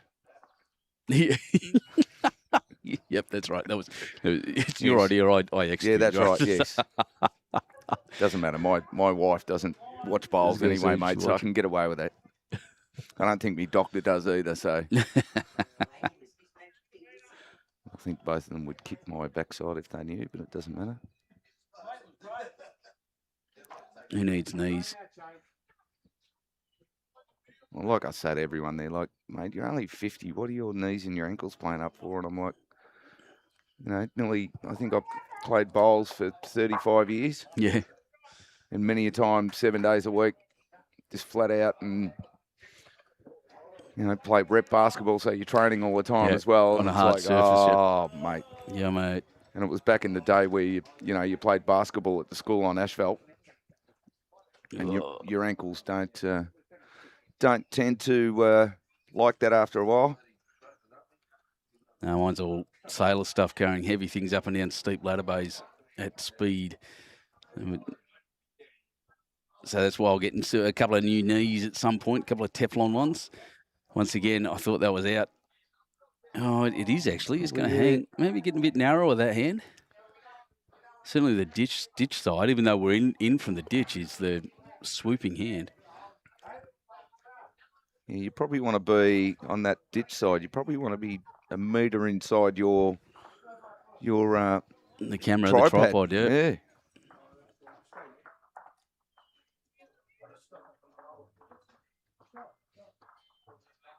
So, not looking forward to the greatest of days tomorrow weather-wise, folks, but it'll be happens. interesting anyway. It'll be interesting because that's why we play outside, mate. No, we don't play outside at Dandenong, mate. No such thing. I actually find that interesting. I think it was the Victorian Indoor Bowls Championship was played at a new facility out at Caulfield. Yep. But they've basically got only the wire mesh fences. So I was watching it and the wind was blowing an absolute gale and bowls were going everywhere. And I'm like, this is not indoor. It's such an interesting definition of indoor, Isn't it? Yep. Well, if you play under a roof, it's indoor. Well, not really.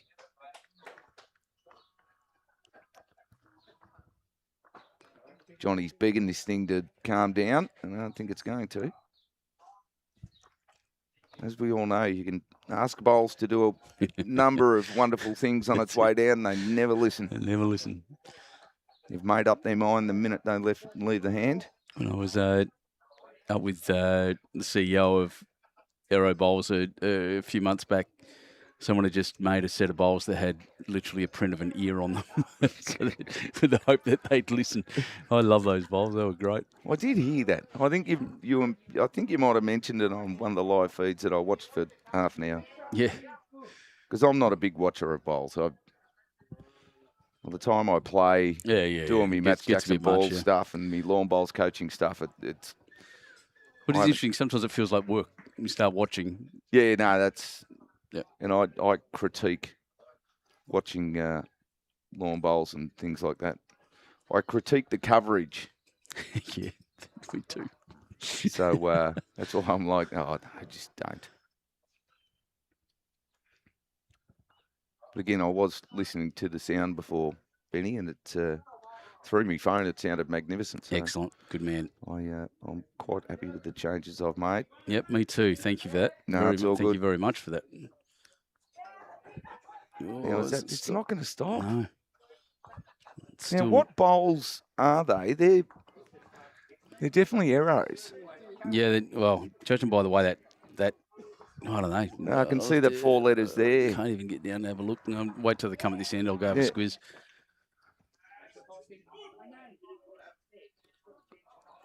I reckon they're definitely arrows, but Yeah, I did see that. So that's the Crazy. real arrow put up with the ears was on the. There's no date on there, but yeah, extraordinary. But Actuality logo. But fancy having bowls with a big target on them as your logo. Sitting right in front of I you. know what Benny and I'd be doing. It just straight at them. Yep. Mate, if you've got a target on it.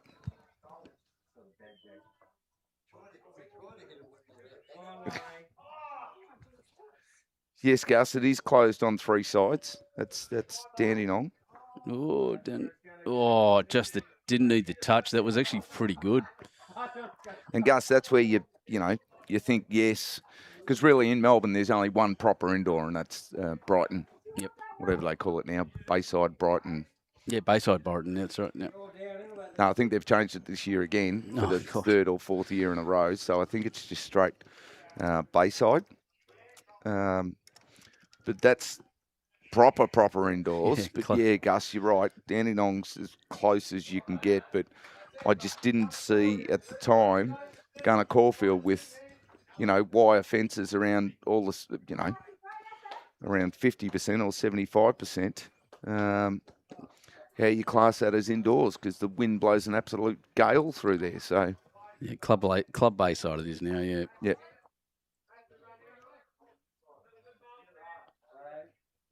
What do they call it? The Blue Room. That's right. Blue Room, yep. I think they were one of the.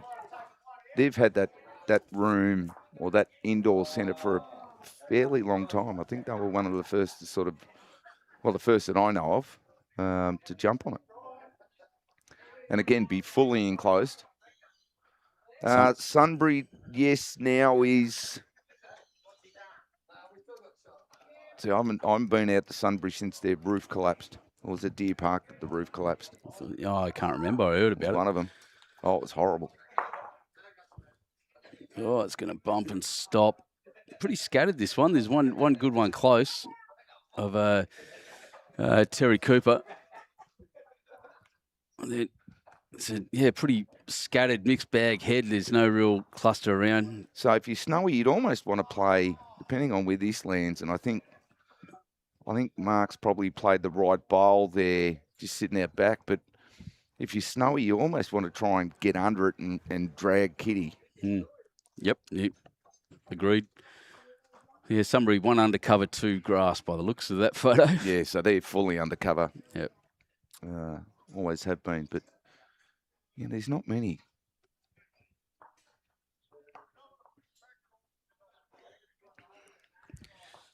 Oh, that one's a bit. Oh yeah, bit I could see that shot.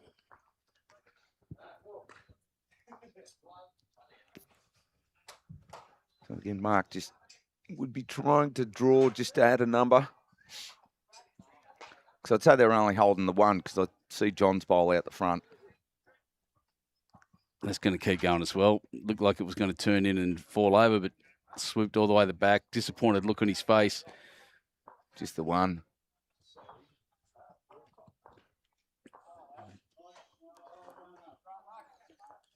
On to Terry. I might go down and speak to Snowy soon. He's looking rather sad. I think they're getting a bit frustrated because they're looser heads than I think they'd usually imagine these lads would play. He's not looking overly happy. Go cheer him up. Which is, I know, unusual for Snowy. I might get organised, mate. I'll go and have a refreshment break and a quick break, and then I'll get the microphone fired up and we'll go down and speak to Snowy, see if we can't cheer him up a bit. He's looking very sad down there. Now you got problems when you're over digging in your bag. No, exactly right.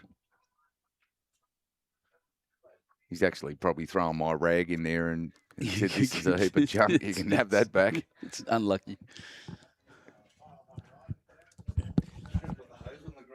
It's tough out there, isn't it? Oh, God. It hasn't slowed up. No, that's what one of the players. Lightning. I'll measure the next one. I'll put a thing on it. One of the guys just came down. Probably just losing its edge now, so it was Yeah. like a good second or 2 quicker than what you're going to measure. Yeah, Terry Cooper there just coming past and saying, should have put the hose on it because it's lightning quick. Yeah. This is a bit long to get an accurate measure, but I'll chuck a timer on it anyway. I'll find one around. I reckon Rink 2's playing. See, but again, you're going to get varied speeds too. Yep. Like this rink is going yeah. to be different to 1 and 2.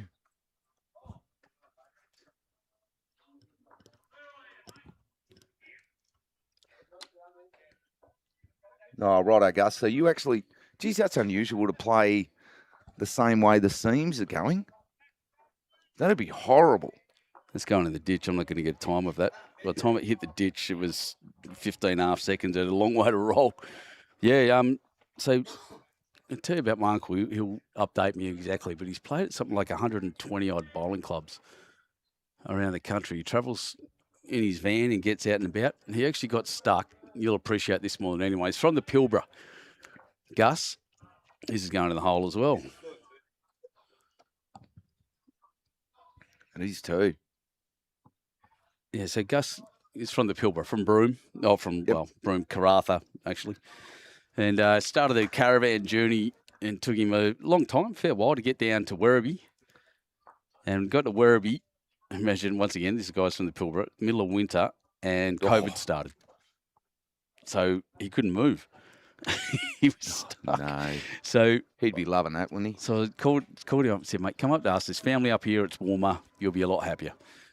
So he came up and hung around our place near Jervis Bay. It was great to have him there. He was living in his van for a bit. He found a little rental place that he ended up in. And one Sunday morning at St George's Basin, I walked up to him and said, there's a set of bowls that you're playing. He came because he was just there having a chat and look around, watching it as a Sunday morning. And it didn't take him long after that to get into it. Doesn't take any of us long. It was wonderful. So he's a wonderful lead, my uncle. Yeah, they're worth their weight. And as we were talking about earlier, mate, they're worth their weight in gold. He and I, between us, I think in all the pennant games we've played, and it's been quite a few together now, I think we've lost 2 games total together. Yeah, Gus, if I saw that kind of stuff happening, I'd just walk away, pack up my bowls and go home. So that stopped at 17.2 seconds. Yeah.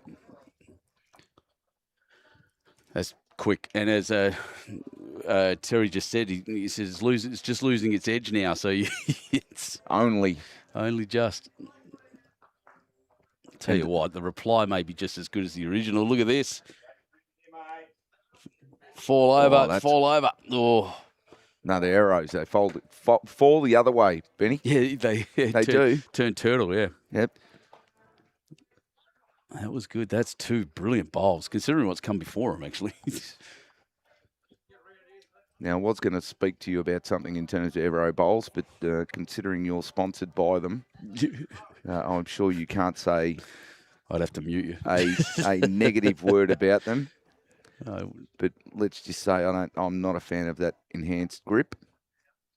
Just me personally, I've seen bowls sit at a 45-degree angle, which... Yeah, I've seen it a bit too. I know people that love it. I got people at our club that have it and love it. I have a preference for a gripless, as you can see in front of you. It's just, I can change the angle of the bowl in my hand and all these things. But yeah, there are people out there that adore it. Shrinks the bowl a bit, so you can use a bigger bowl. Yeah, I've got mine are in Z grips, and everyone that picks up my bowls just goes, "Oh, these just feel nice." Yeah, I'm like, yeah. That's one of the sets of 5. The older set that I've got are have that grip on them. The Z scoops. Yep. Oh, not the scoops. No, not the scoops. The just zigzag. Oh yeah. No. I've got the Z. Yeah. I've got the Z scoops, and everyone that picks them up just goes, "God, this feels nice." Yeah, they sit in your hand very square. They do.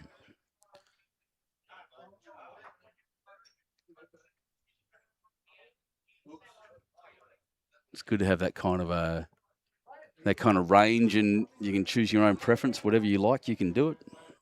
Try and love. Well, I think everyone's slowly starting to catch on. I think Taylor have was it Taylor or Drake's that have come out in their multicoloured, Oh, there's what do they call them? Not khaki. the camo bowls. Camo bowls. I like to see where my bowls are. Yes. It's using having camouflage bowls on grass, but I thought they kind of looked like, and this is honestly, I thought they kind of looked like the barefoot bowls you get. Yep. That was my thing about them, but again, it's great to see the innovation. yeah, people trying things is always a good thing. That's right. This is not going to be far away, you Benny. Mm. Well, this is going to jam him in. Oh, great shot. What a bowl. That was gorgeous. That was. It was just the minute it left his hand, halfway down, I thought, hang on. Yep. We've got a good one here. Yeah, you see it sometimes on halfway. Adrian Murray there saying, come on, brother. Go team. Let's go, team. Brother. Yeah, no, he's a fan of Snowy. He commented early. Right. Yep, he did. It's going to be short, believe it or not. I'm surprised Adrian hasn't fired up when we've, because we know with Snowy, it's all about him. So just show you, that's my older set. And that's the standard zigzag I had then. It's the first time I'd gone ringless and colourless within the labels because I just wanted my logo to pop. It was very hard to throw a wrong bias with those ones. Yes, I could imagine. But now I've got those. I don't have a good photo of those. Mate, if I had to bowl with those things, I'd be driving them all the time because I just want to get them out of my hand as quickly as possible. Have you got a photo of those bowls just to show our viewers at home? I'll put one up. They are just disgraceful. I don't have a great photo of them, but I do have There's no great photo. There's no great way to look at them. It's just nasty. So Snowy would be just trying to. He wasn't far away except for his weight, and I think he's overcompensated here. He is. He's almost in the drink. No, he is.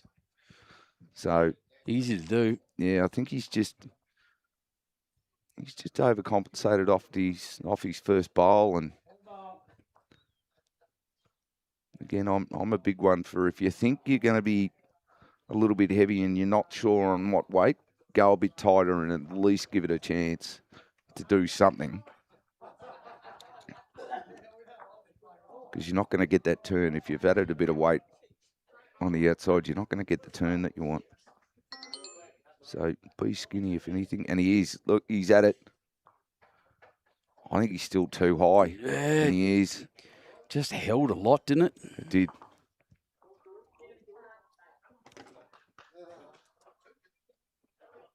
I'll wait for you to get organised, Benny, and then I'll go and have a pit stop. I'll just put this really average photo. So that was 2 to the Austral team. Takes them to 11, I think.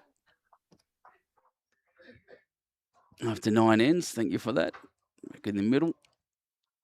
Organise yourself, Benjamin. No, you're all right, mate. Firm instructions there. Put the jack here, please, is the call. That's the wrong one. Like I said, I'm not a fan of putting your foot down and going right here. Yep.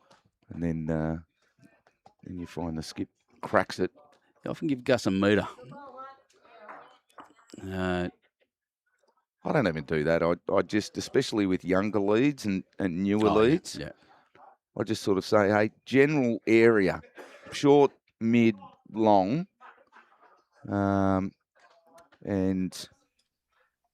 I'm pretty happy with that because I'm a big one of, hey, if the lead can roll the jack to a certain spot and get to a certain spot, they're a bigger chance to put their bowl next to it.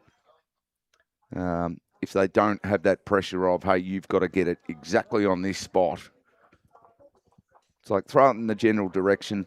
I get a lot of people to practice jack roll, bowl, jack roll, bowl.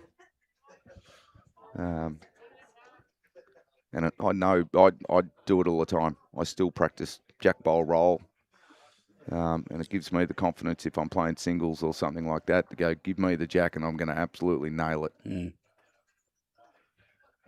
Yeah, what are we doing here, Benny? You're getting these. So I'll show you this in a sec once this bowl finishes. It's a shocking photo of this, and apologise, it's not as good as the one of the white bowls, but you can still get the idea for anyone who doesn't know what we're carrying on about. There's just no way to show these bowls in a good way. That's gone. I'll show you. This is what the Actuality logo can be. And there it is. It's a terrible photo of them, but yeah, get your own face on it. Why would you not? It's a white bowl with a white swirl through it, and also the Picasso. It's just disgraceful. They're beautiful. I would dead set be going after them just to wipe that smile off your face. I love it when they sit next to Jack and fall down. It's just me pointing at you. Pointing at you. It's so good. Just when you think, oh, Benny's eyes closed, no, he's going to miss this. All of a sudden flops down, he's pointing at you. Disgraceful bowl. I'm surprised Walter let you actually do that, because just it doesn't paint his company in good light, to be honest. If he's allowing bowls to be produced of that standard. I've just seen someone's just sent me this set of bowls for sale. The logo on that could actually be worse than mine. What the hell is that? That's why I'm not going to post it. No, you're not posting. You're not putting that up. Sorry, folks. Wow. I'll just print anything. Yeah. You can get any picture you want. That's ridiculous. Walter, there is a level of decorum that you need to keep up with and not just allow anything. Who's selling them? There's someone from Geelong. Jackson Riley, if you're around, they're a set of rippers, mate. Good job. Geez, they are still rolling. I thought Snowy was all over that then. It's just rolled an extra metre and an extra half a metre sideways. Because it is, what, 20 to 5. That's why I said we're going to be here for a while. They're going to have to turn the lights on. Definitely. So maybe they'll learn from this for next year and try and get the game started at 8:30. Try and get going a little bit earlier.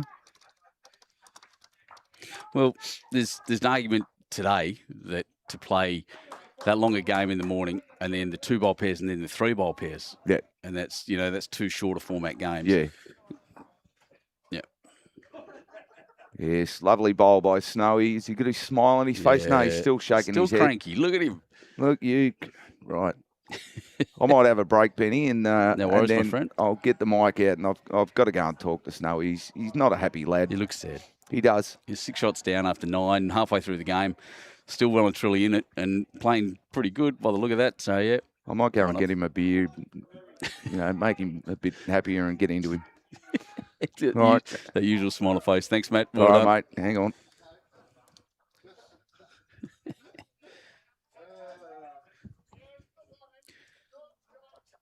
So 5:30 is sunset, so that's actually in about 40 minutes, 50 minutes, so just under an hour.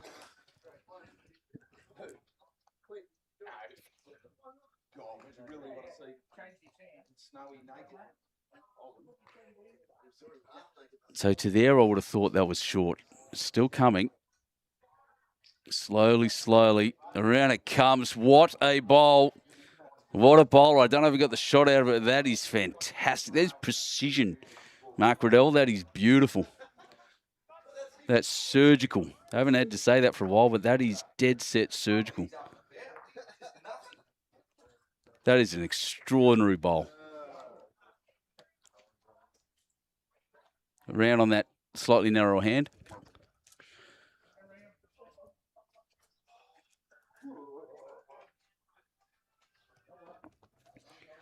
How amazing. This one here is looking to move it or move it through. I think at that weight, that's too skinny.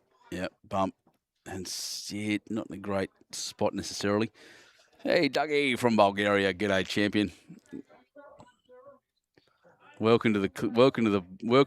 Welcome to a wonderful afternoon here at COWRA Bowls and Recreation Club. Has been a beautiful day. It's still lovely. Bit of cloud coming over now, which has actually made it nice for me sitting here. Anyway, I don't have the glare problems, but yeah. Didn't quite make it with that one. Had a good track again. Got to change over now. Here's the call from Snowy. Into there. It's the wide swooping hand.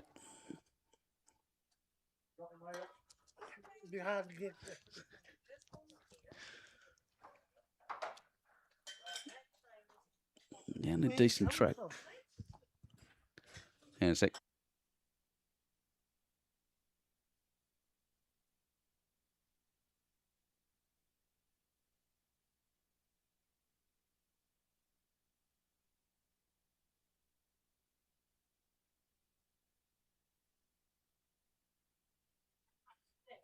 So yeah, that was a good effort and running through, but I still think it might be Jack's out to the right hand side, so he may have actually Mark Riddell may have actually got the is it Terry Cooper? Yeah, Terry Cooper may have actually got the shot then.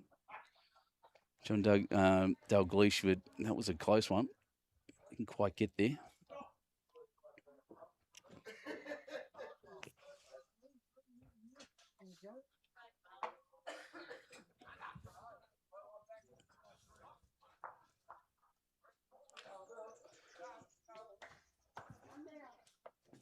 And that one, turn is what they're waiting for. He wants Snowy's ping a black one, didn't quite get it. Sitting in a decent home.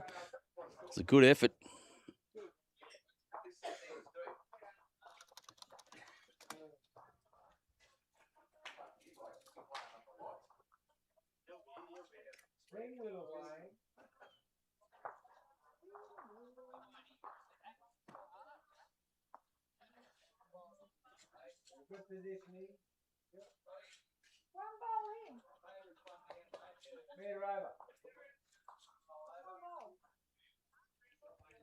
Thanks, Hutchie.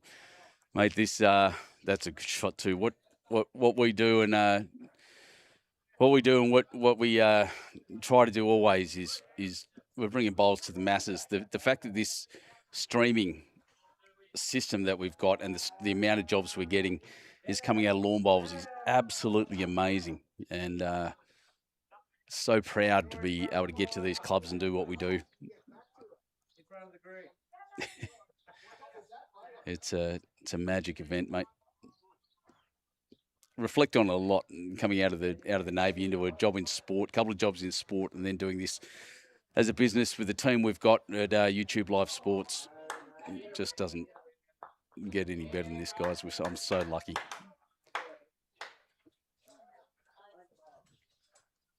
Oh, bump run, nearly good effort. That's actually out of the way now. John's bowl. Holding one is Snowy. There's no shot down the right-hand side. If you're looking for multiples, although getting one, controlling the jack, get the mat back, get a little momentum, and that may be in his head as well. I can't see him getting another shot without a lot of risk. The three bowls out on the right-hand side, except for that black one, sorry, the blue one there. It's a mixed bag, so Jack moves. Thanks, Gus, for the update about Melbourne beating Fremantle. That's a good thing. I don't usually go for Victorian teams, but I hate Fremantle, so good. Oh, crack, and just push that up. Probably a good safety bowl. One to Team Snow. Takes them to 7. We're on the 10th end.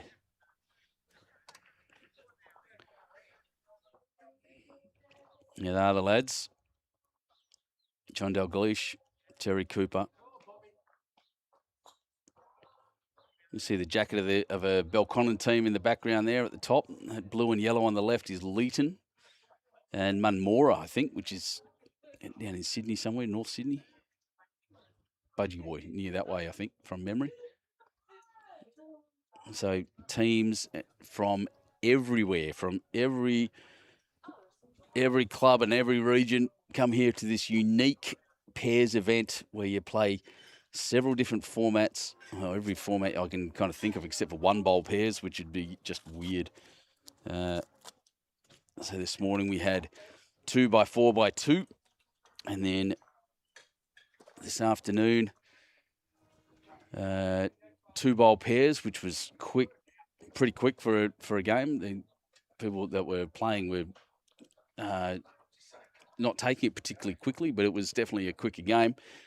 And now we're into traditional 2x2x2, and tomorrow we play 3 bowl pairs. So it's just going to be strange, and I love it. I'm always here for the weird stuff. Nearly.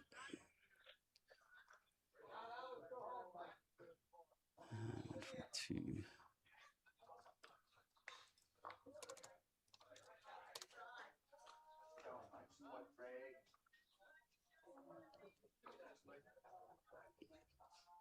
It's getting a bit dark on that camera, isn't it? I'll fix that up shortly.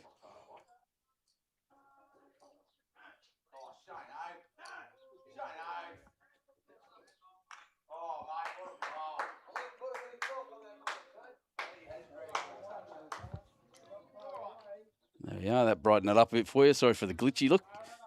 Let's bring the iris of the camera in. So 12-7 after 10 is the score. Scoreboard in the background doesn't say that, but that is the score.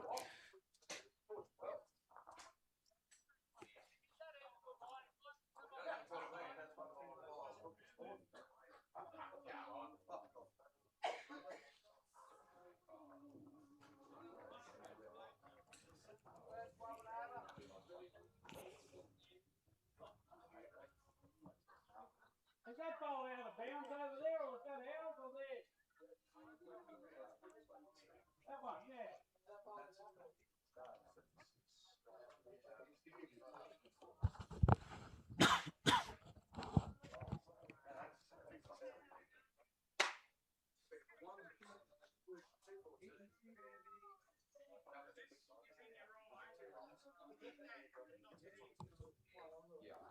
Geez, good set, good first set by the lads.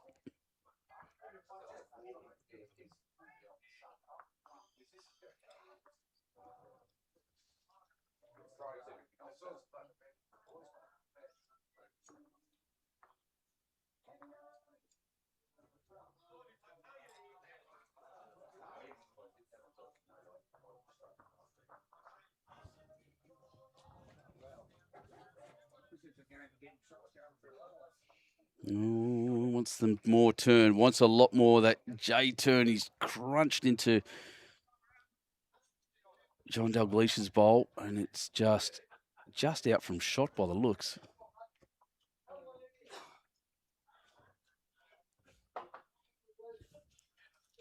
Right.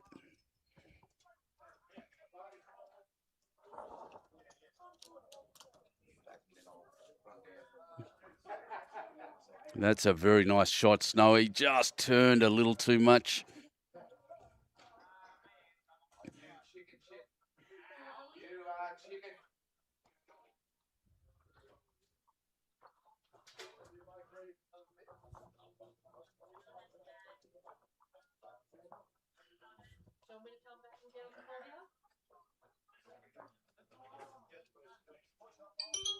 That's better. All right. Just playing with a couple of settings. I didn't think the focus was quite right. But there we are, the lads wandering up and down, having a good look at this head. Mark Riddell still the shot holder in there, I think. No, sorry, my apologies. That is Terry Cooper. He's playing a good game.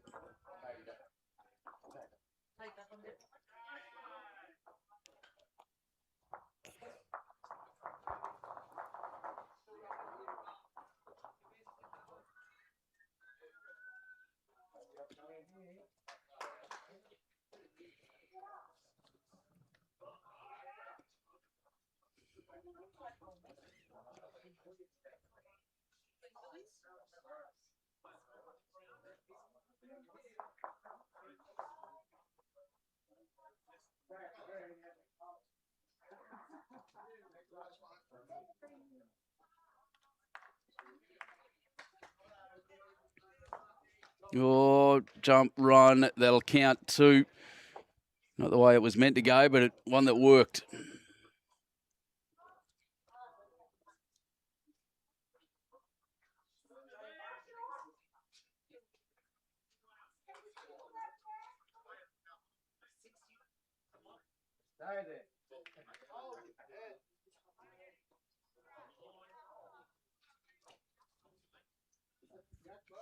Oh, just crossing around. Shots in. Shot probably for me for Snowy's team is in the other direction. They have to be fairly positive because it swoops like crazy, that hammer. There is a window in there to get to the jack. It's a definite possibility.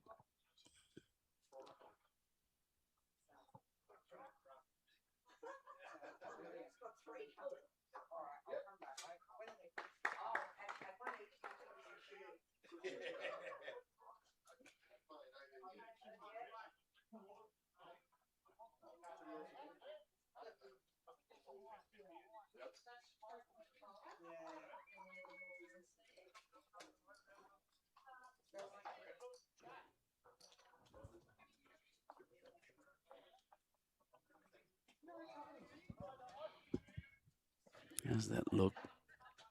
Still weird things, isn't it? I'm just trying to get this setting right so that you get the best view possible. That's a little better. All right. So that shot, definitely that side for Snowy. Like I said, needs to be fairly aggressive, not too aggressive. He's just swooping weight. He's down 3. Dodges the first one.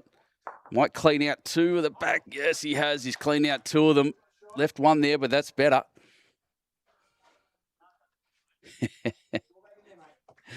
Not yet, Gus. No big heavy shots. Snowy just chucked one down then, which was a very good shot. I'm just waiting for. There hasn't been really a need. There's so many of the bowls have been crossing the head that it hasn't created a target in there, and there hasn't really been a need for it. But that one there, a beautiful shot by Snowy.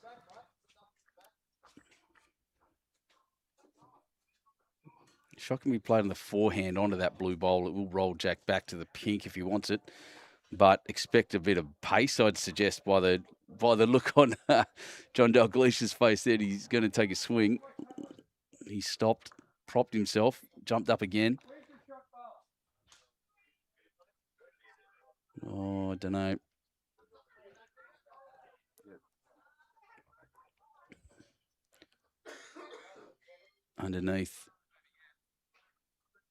Underneath, aggressive weight, just not quite the line.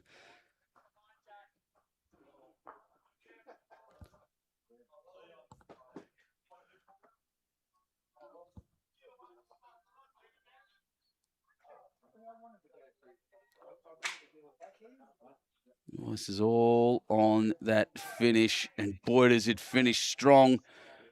That might be the second. If I swing out, definitely the second shot, or maybe the outside one now. 2 is the indication.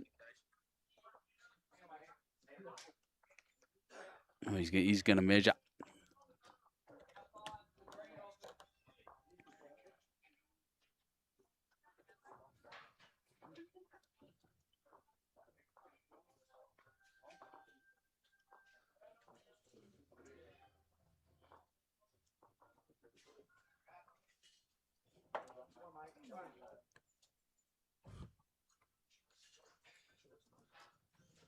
So the score will go up, and I'll make sure that their score's the same as mine. 7 remain on the left with 11 ends down. 7 ends remaining. Not a lot of time left till that sunsets at 5:30. So just over half an hour. 13-7 is the score, so that was actually only 1. Good measure. Let's do my little swoop and look around.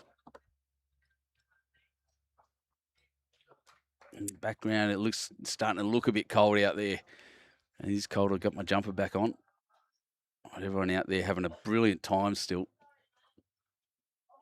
Working hard now after the back end of 3 games.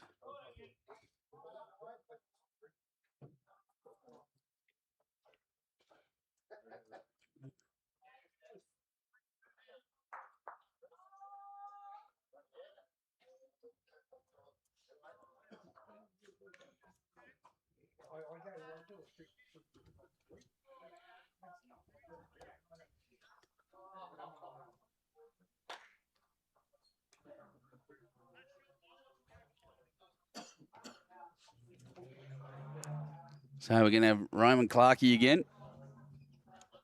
I'll just turn him up. You'll start hearing him talk in a second as well. I won't interrupt too much.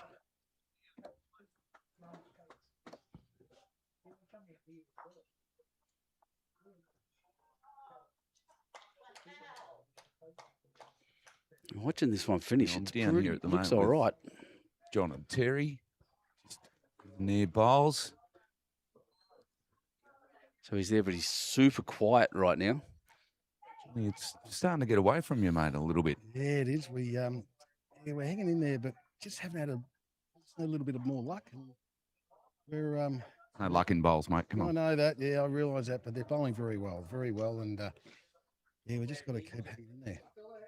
Why is that so Still got- quiet? Still got seven ends, including this one. So Yeah, we have. Yeah, we just just got to try and get a bit closer to that jack. It's the green's really quick for us, and but we're adjusting pretty well, so we just got to keep going. all right, mate. Throw yours down.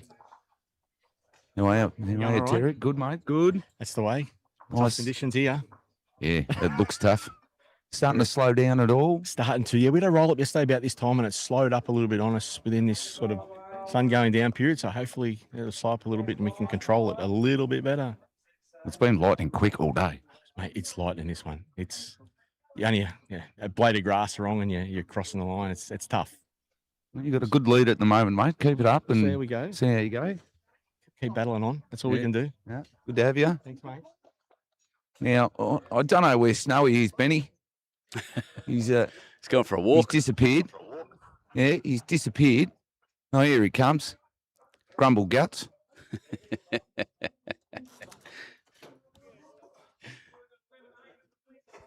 He's trying to look the other way like I'm not here. He's trying to ignore me completely. Mate, you cannot ignore me. What's wrong with I you? tried last night. What's wrong with you, Grumble Guts? No, nothing. I'm going all right. It's all right. Mate, you nailed a shot before and you're walking down the green shaking your head with the sooks up. Yeah, no, it's just bowls, isn't it? We're going all right. We're going all Mate, you're not your vocal self running up and down the green carrying on. right. I've been pacing myself on the beers. I think that's the issue. Yeah, that's the problem. Behaving yourself. That's unlike you to behave yourself. Mark, how we going, mate? Yeah, not too bad. We're a few ends to get out of the cold. It's starting to come in now. He's starting to get really chilly, Isn't isn't it it? what? I don't know. I think we didn't really have as cold as what they said, but through the day was good. But yeah, starting to get pretty cold now. Need the lights on. Yeah, that'll help. So we need some help. I was just saying to Terry, it looks like it's slowing up a little bit, but geez, it's been quick anyway. No, I don't know if he's timed it, but Yeah, about 17. around there. 17, I felt like 20. Yeah, I bet. So, what are you going to do, you Suki Lala? You know, Keep putting them in, start getting up and about, will you? Yeah, no, I'm trying. The old fella wanted to forfeit before. I didn't pull his head in. No, you're doing well, mate. You're doing very well. Oh, we're only second year bowlers, so Second year. Oh, we're doing well. No, He's you got are. place from what is it, Algister, or he's a prem player, you reckon? Yeah, well, so am I. So, all right, I'll leave you boys to it. I'll come back and give you the Urites in a couple of hands. Back to you, Benny. Thank you very much for that, Matt. That was wonderful once again. And again, rare to have someone be able to go out and remotely chat to the players like that. It's a fantastic innovation. Well done, Matty Clark. Thank you very much. And come speaking like that microphone setup you've got there too with the square around it. That's great. Oh, I tell you what, you've gone and motivated Snowy. Look at that. Good work, brother.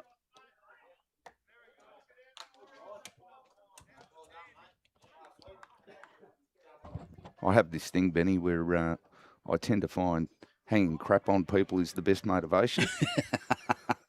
So they're like, you know, Might be something in that. crap, someone's watching me lift me game, especially Snowy.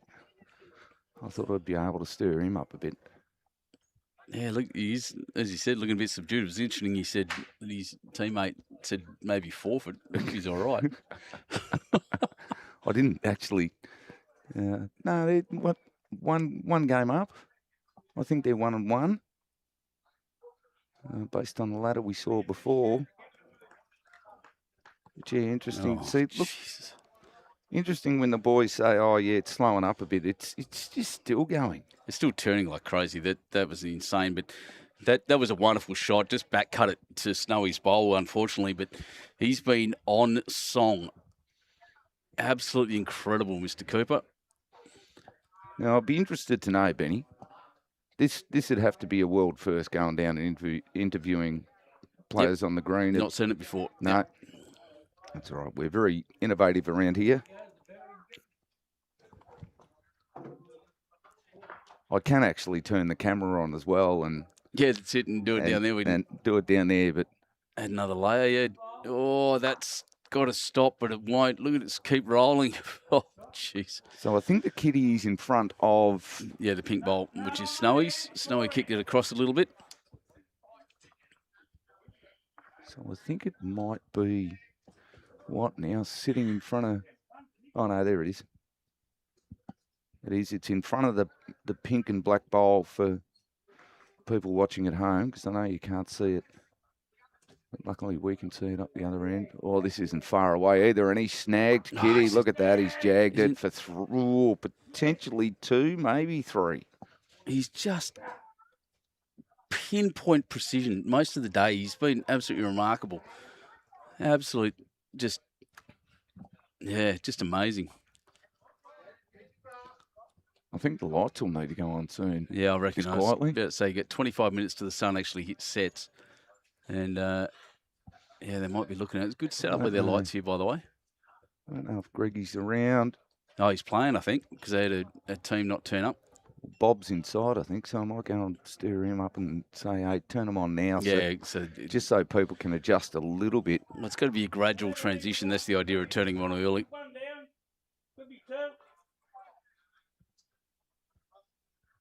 Oh, he's actually set that up quite well, John. There is the play. There is a draw shot through that left-hand side, but there's also one on the right-hand side for his backhand, and he can hit that bowl and punch the jack through. Yeah. And he's got the best back and those 2 out on the right in catching positions.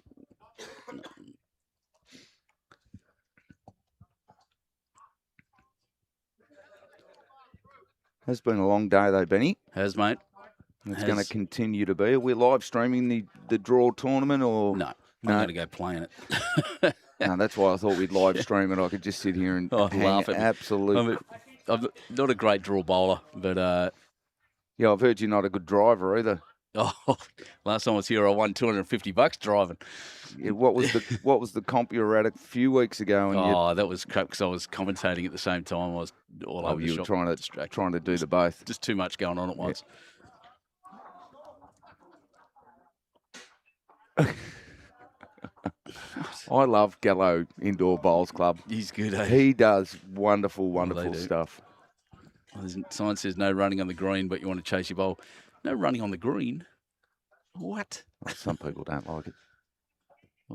Oh, he's just moved John's bowl over. That shot's still very much on down the backhand or the draw. There's got to be a very precise dead draw, because there's nothing but danger in behind it. Well, we know it does swoop on that side, so he's a chance, but it is snowy, so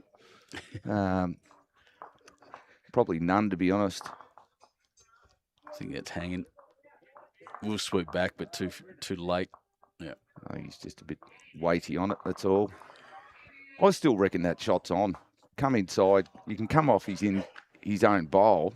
Exactly, in the on the backhand side, the right-hand side of the screen. And spit jack and at least give it a chance to do something. But again, like Snowy just said, he's only into his 2nd year. So, I tell you what, that looked decent from back there. It's got, if it turns onto that pink one, it's just the wrong side of it. See, that's almost set it up to, hey, you've got a lot of chances, and he's going on that hand now. That colour combination of bowls looks like a neenish tart. What's it going to do? It's too heavy. No, I thought the weight was all right, because you got to have a look. Yeah, he's got to punch it a fair way, doesn't he? Yeah. I just think he went a bit too high, but that's all right. Again, I've found during the day that if you're playing with any kind of weight, it will hold out a lot more than you expect.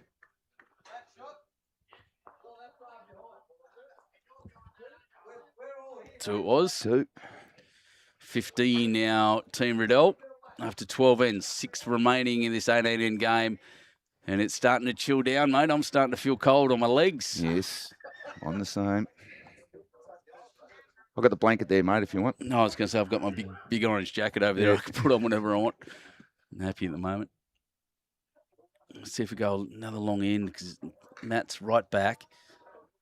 Of course they will. Just extend the game out as long as possible. So we all sit here and freeze to death. That's it. We're worried about the all the monitors and all the computer gear getting cooked before. Now I'm starting to worry about them getting frozen. That's it. Condensation. There was a staggering amount of heat coming off them. I could see the heat, the wavering in the air of the heat coming off the monitors from, 15, 20 metres away. Well, the current temperature is 12.3. Yeah, what's the feels like? Feels temperature? like it's 9.7. Yep, that's about and right. it's only going to dive at 100 miles an hour from there.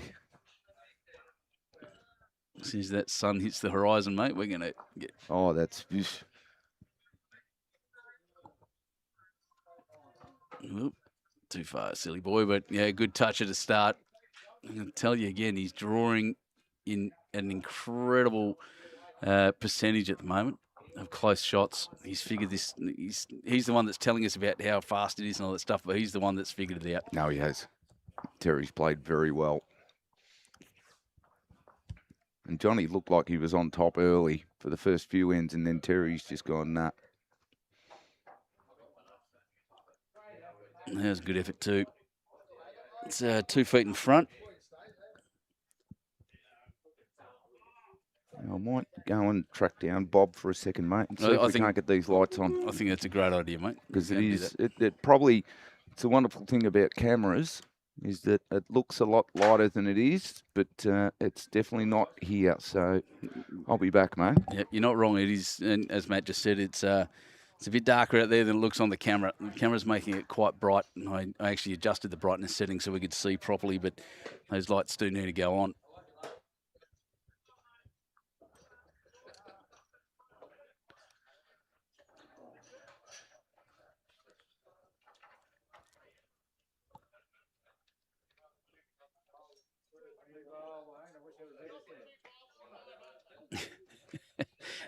Snowy, just yelled out. It's a lovely bowl, but I wish it was there. Very nice. Really, really impressive out here with these guys today. What a great day at COWRA. Love our game and the people in it. Feels like it's become a very serious competition, to be honest. I quite like that shirt. Wasted talent. Only takes one.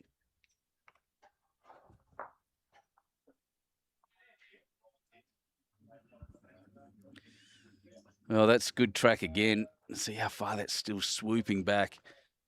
A remarkable amount of turn. Guys having a good chat. It's the kind of game we play. The chats at the end are important. There you go. Lights are on. Well done, Clarkey. Lights are on.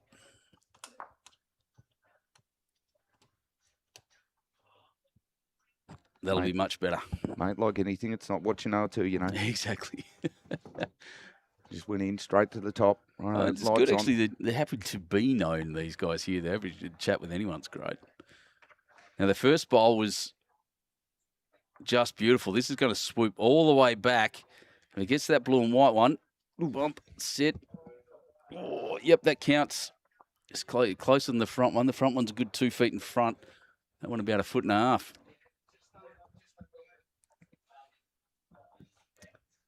You know why, mate's going down here. 8-5 down after 9.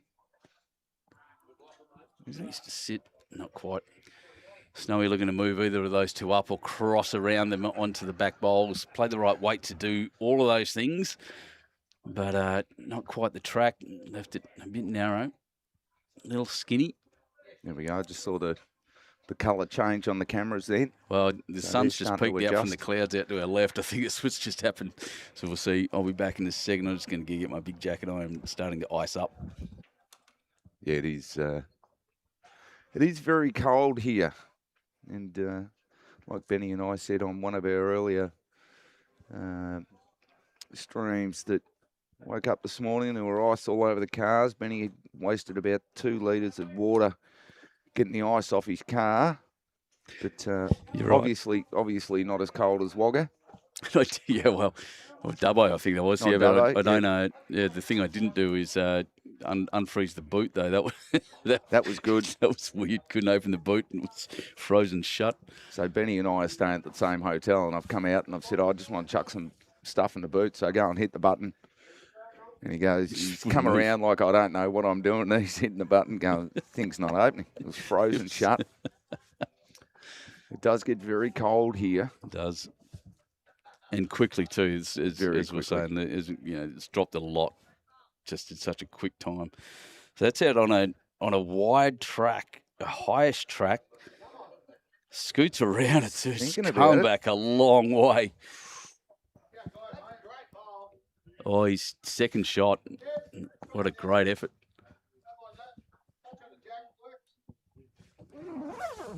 Was that? No, it didn't sound like Snowy being. I think it was Mark, sort of saying great bowl there to Johnny. I don't think I've heard much from Snowy.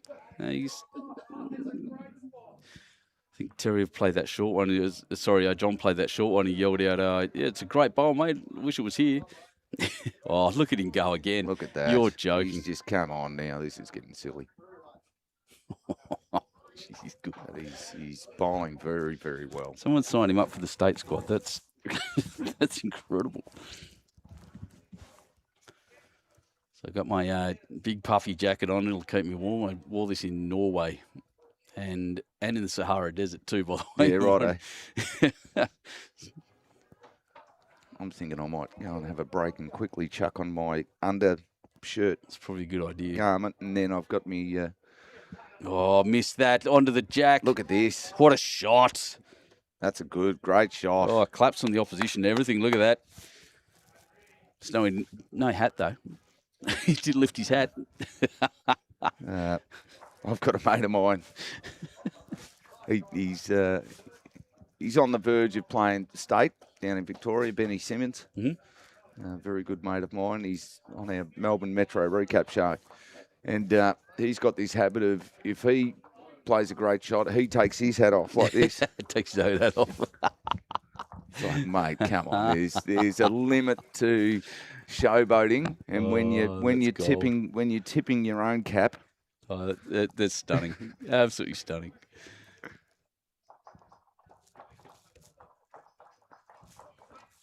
Yes, when I first saw him do it, I just turned around and said, "You flog." All right, so the way he was lining up there, I thought there might have been a bit of aggression, but he's just hoping for a swoop. We'll turn. Just a touch on the heavy side. Well, look, it's the right shot. Look at that cluster of blue bowls down here. That's all them. Jack goes anywhere in there, and it's a big multiple. You almost want to slice it sideways because I don't think it's going to get back with those two bowls there. It'll jam up in that hole, but they're their bowls anyway, aren't they? You're exactly right. They are, yeah, and that's... Oh, Snowy. No. Oh. Would have been all over it if that bowl wasn't in the way, but first decent bowl I've seen from Snowy in a few ends. I'm only saying that because I hope he goes home and watches himself on YouTube, which I'm sure he will, actually. Snowy's that kind of bloke that thinks very highly of himself. And oh, exactly right. You're looking behind us. He's going to split those front ones. Oh. And nearly rolled on. Rolled on and collected it on the way through. I think he's almost lucky that black ball didn't fall over, by the way. In the other direction, it flopped the right way. So as you can see, folks, the lights have actually really started to kick in. Well, it's only 10 minutes till the sun's actually completely set. Oh, settle. Just get the blue ones. Inside that. Oh, just the wrong angle. Just needed a little bit more edge. Looks like the City of Melbourne Bowls Club's chucking down some synthetic, mate. I think there's a few of them. It's City. Is that so? That's Melbourne, not MCC. No, not MCC, City, Melbourne. Yeah. MCC, we've got some beautiful greens there too. But like I said, you've just got to, clubs have really got to weigh up that money now. It's, 70 grand. Baroni's got 2 greens. So Lord knows what it costs them here for 3 greens. Oh, so it'd be up around the 100. No, I think you were saying before it was about 65 grand for all 3 of the greens here. But you're not wrong. And like I said, the difference in New South Wales once again is those poker machines. There's more money in the clubs. That's right. And you and I know, especially with WA clubs, South Australia's the same. Victoria, Tassie.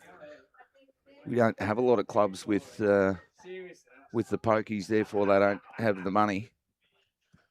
Oh, there's no, by law, no pokies in the clubs in WA. Just trying to see make sure my score's correct. It looked all right, 8-15.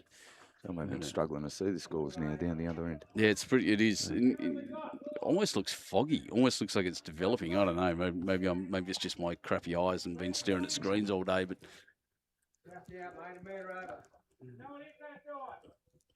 the air is starting to get cold even to breathe, which is great.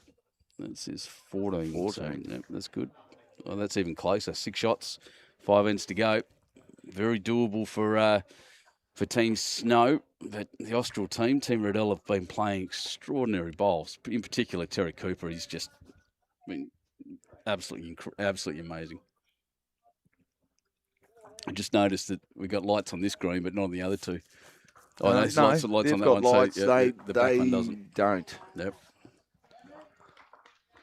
But being a slower green, I think up the back, they might get through the games a bit quicker.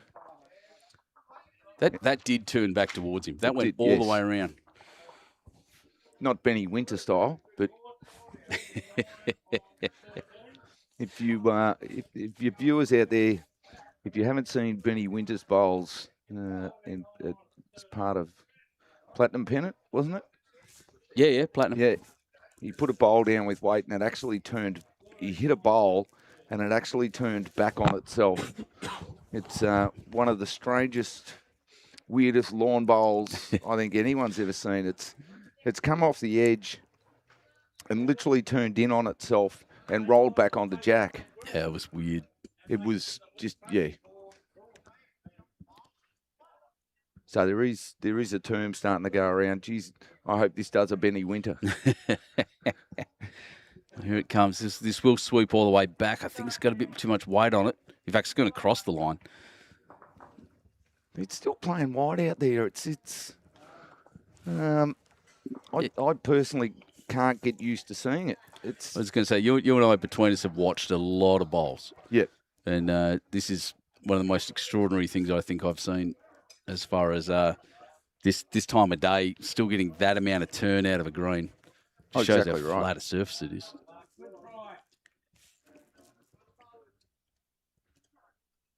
Yeah, it's definitely I don't know. Can't get used to it. Mm.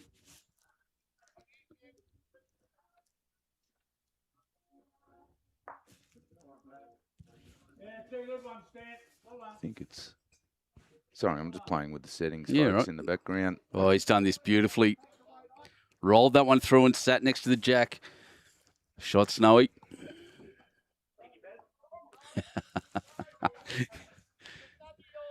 About time, Snowy, I reckon.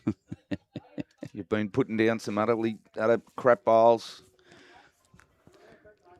I'm just trying to wind him up, folks. I tell you what, That's the all he's reply in the might be background. just as good. Oh, it just gets slides on past. So if you're just trying to play onto his own here, again, send it out wide, give it a chance.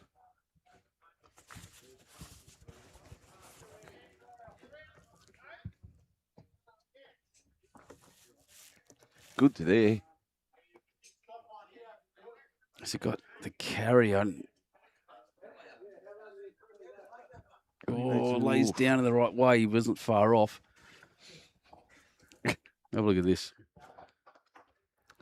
Isn't that pretty? Yep, it is actually.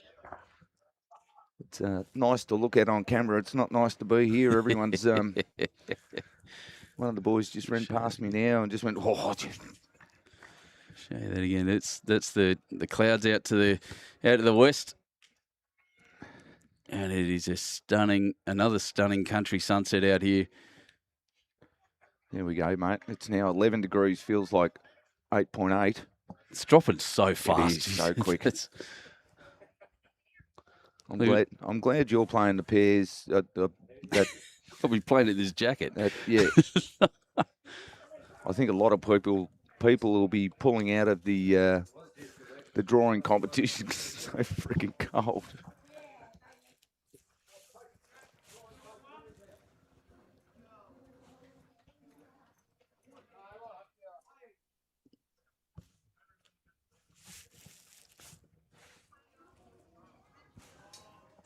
Yeah. Snowy's just standing right in front. Yeah. So we'll call this down. It's out on the right-hand side.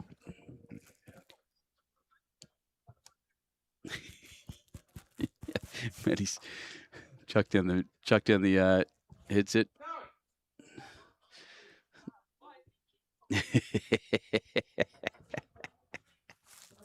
That was good. Well done. Thanks, matey. Great job. We can all see now. Did you see his reaction when I did it? Did. Oh, good. Good. Just show the type of bloke that he is. Just going to see if this turns. No, like I said, his grass is pretty good. They got 3 back there, and I think even his skipper there, Mark, was looking to move Jack through with his last bowl.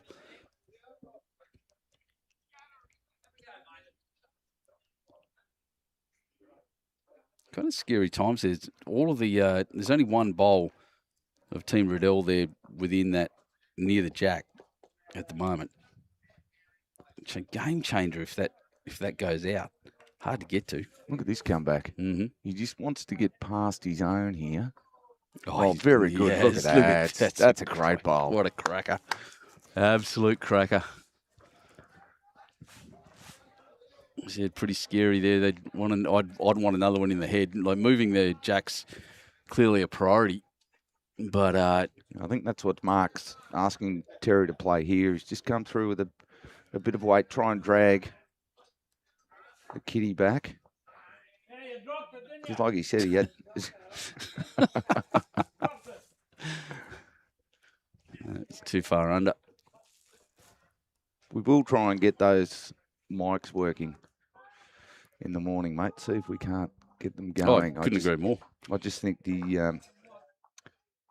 He's Snowy having a laugh on the way through. It's the first time I've seen a smile on his face all afternoon. See what happens when you put a couple of good bowls down? All of a sudden your demeanour changes. That's it. So you can see there, guys, how dark it's actually getting. And how good the club looks there as the glow starts from the lights. But, yeah, it's cameras do lighten things up. And the lights are pretty effective, actually. I wouldn't have too many problems playing on that, I don't think. Where will this turn? See, it looks like... Oh, not the jack. Oh, no, he didn't want that. Yeah, the reaction from that was always the danger. That back cut was always the danger. He can still have a go at that light blue one if it hangs around. They got the 2 next. That's very unfortunate, Snowy.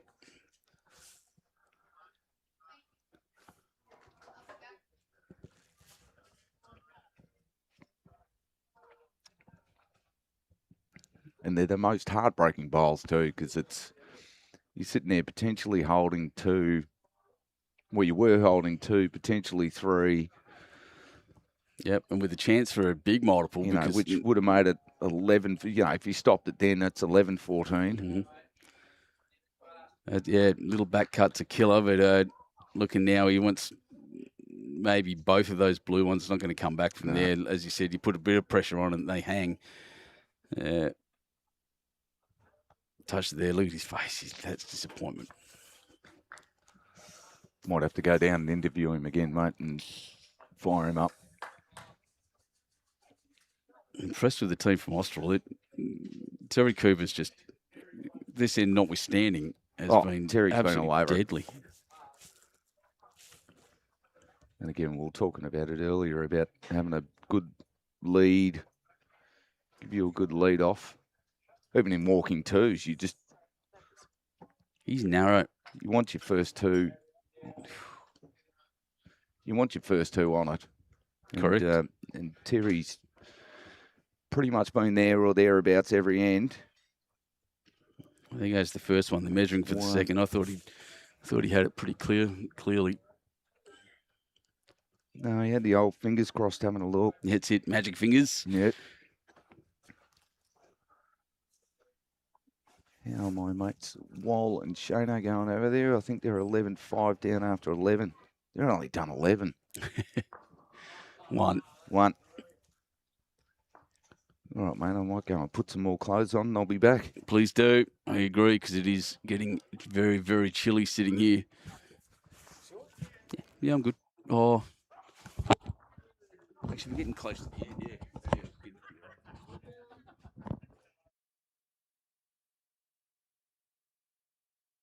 Yeah. Beautiful outlook over the club there at COWRA Bowling Club. It has been once again a beautiful day all day. It's going to look a bit rough tomorrow. These clouds are not our friends at the moment, but with the lights on, this is the place to be. I fix that camera up. I do not like that it does that. I have a cunning plan.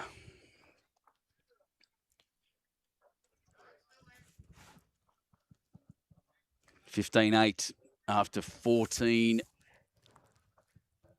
What? 14? Oh, yep, that's right. I've got it right. They're one behind me. And a chilly evening here in COWRA. It's been a hot day. And the amount of, it's very strange to be able to have said I've sat here and got overheated at one point, and now sitting here absolutely chilly as anything.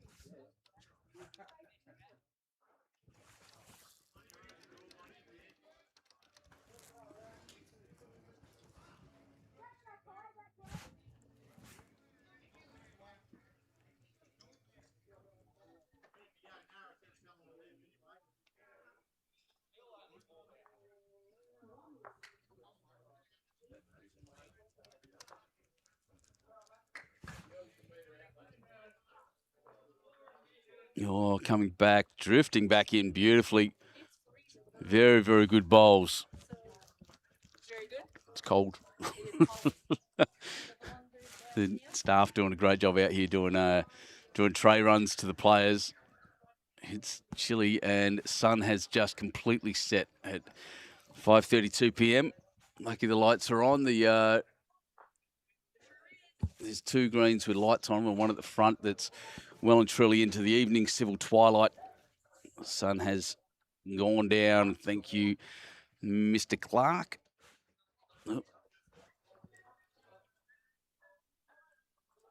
Oh, close.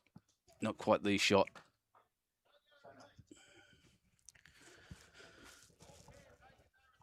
Ooh.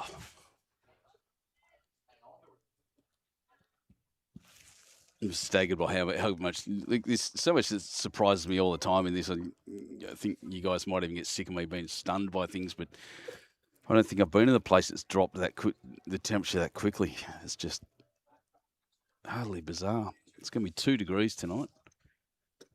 It's already dropped down to, well, feels like 8.8. Yeah, it feels like less than 10. Oh, that's a great adjustment. Look at it turn. What a shot. Mark Riddell, take a bow.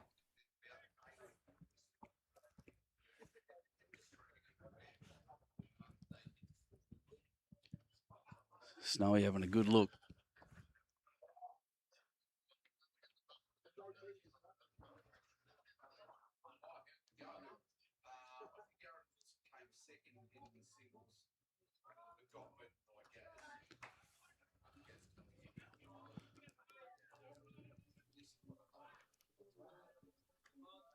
Well, he's given it the right track, right width.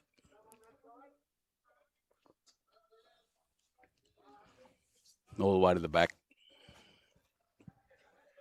Trying to build something up there, but Terry's definitely back there. He's got the catcher, the best catcher.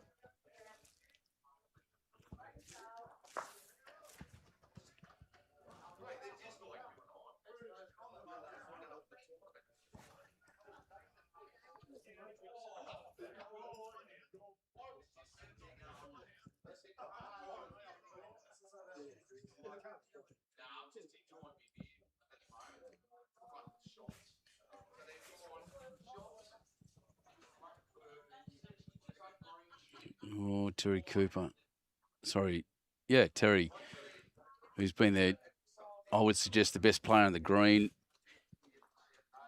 in this game especially, has nearly managed to roll that all the way through again. Very nice.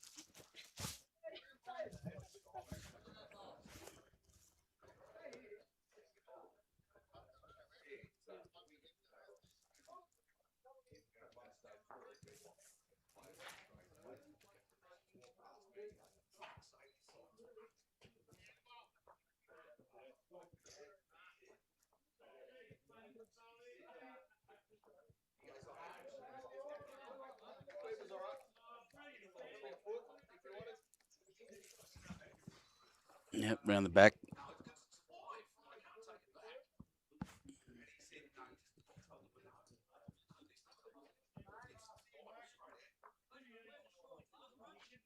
Yeah, decent track, maybe even a little skinny. What he's playing for is potentially his own. Oh, he's got the gap and run through. Weight was pretty good to move Jack a little and finish it off.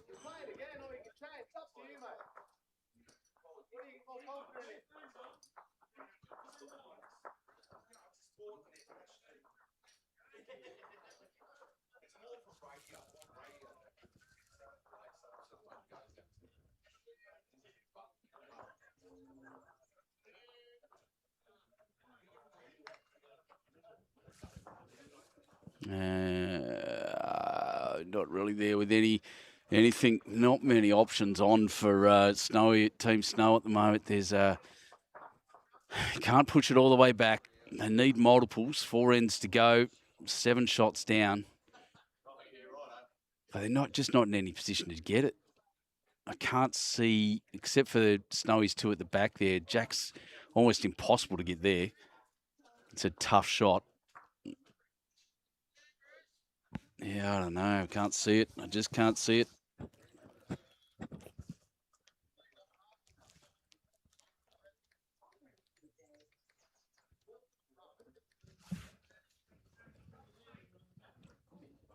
And especially when Terry's just dropping him in like that, right in front of Jack.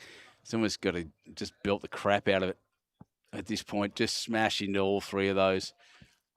Make bowls, chips fly everywhere.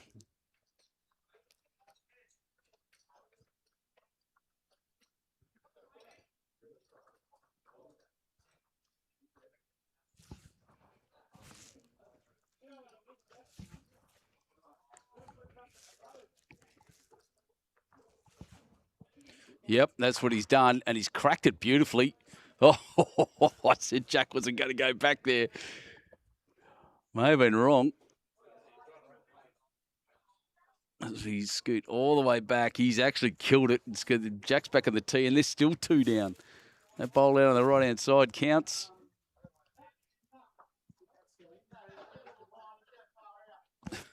Just very unlucky to kill that then. If Jack had hung around a little bit, he might have been holding to himself. But so all the way back on the tee now.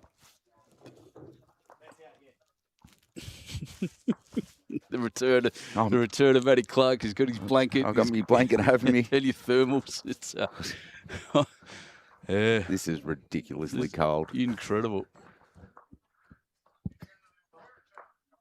Now it is. I just you can see it on tally, and or on your phone or whatever you're looking at. But I think I saw the stat: 73% of people watch this stuff on the tally. Yeah.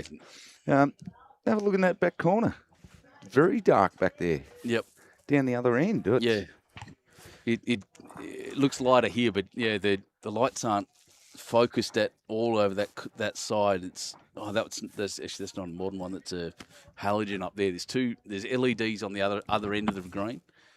The top green is the one out to the side, in front of the bistro. Green 3 is has got all the LEDs, so it's a bit of an interesting mix. Had Snowy go there, I was looking at the lights. No, considering the kitty was on the tee. Yeah, because he smashed it. It was great. I think Snowy had 2 bowls pretty close, but not close enough, I'm guessing. Score says 17-8 after 15 ends. So it was 2 remained to the Austral team. Not a lot of options left. I think they've just got to try to go for broke or just, go hard or go home now. Well, that was the problem in that head, and the reason Snowy had a good run at it and smacked things through was that there was no options at all. It wasn't really a draw. They didn't have a cluster of bowls to get a multiple, put Jack back into for a multiple. So we just hit it a little bit and hoped, and he did manage to kill it. If it had hung around on the left-hand side, it was a brilliant shot, but he just hit it a bit hard, which isn't hard to do on a green that's still lightning quick, despite the cold and despite the change in weather and the sun set. So you can look at that. It's still rolling on. And Terry just doing what Terry's done the whole time. Yeah, getting his bowls marked. I think that's why Skip uses chalk instead of a chalk spray. Now, what do you think of this, Benny? Because I did hear. I thought it was coming in as law that they were banning chalk, so you couldn't touch a bowl. Because you can imagine a bowl leaning on its side. How the hell do you mark that with a stick of chalk? It's happened to me. I've had to in penance this year. I had to have an argument with the opposition skipper who marked the bowl, and then it fell down, and it did bring it closer to the jack. It was I'm a big fan. Anyone who watches this regularly knows that one of my pet peeves is players touching bowls once they've stopped. Because and especially what we were talking about before with the grips, the different grips coming in. Bowls do hang on their corners a bit more, and even some of the Henselite and that have got some deeper grooves now as well, and you just can't touch that. No. So I've got to get Mr. Chalky out, mate. Where is Mr. Chalky? Don't you do Mr. Chalky? I used to. I did for a fair while. I don't have the layers on there for some reason. I went and cleaned things out on here a few weeks ago, and it's gone. You can bring it back. Get it sorted for tomorrow, Benny. Come on. You're better than that. I'll do it now. I'm sure it's sitting here somewhere still. It's a bit late. A bit late. Yeah, where would it be? I've got it on mine, mate, if you... Oh, I've definitely got it. A bit of an update. I don't remember where I put it. There he is. Oh, here comes Snowy. No, he's down there. I thought he was coming up the stairs.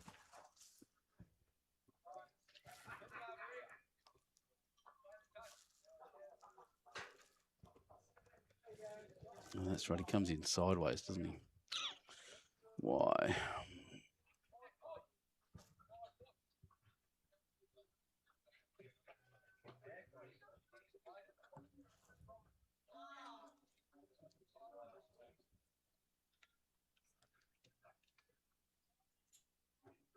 I thought Snowy was going to light it up there, and he looked like he was, but again, that back draw's on.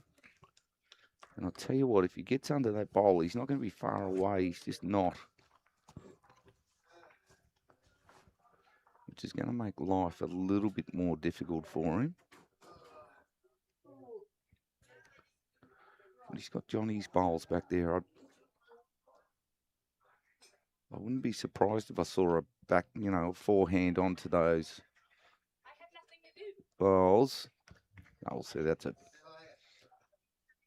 another good bowl there by Mark. He's now asking questions of Snowy, like, what are you going to do now?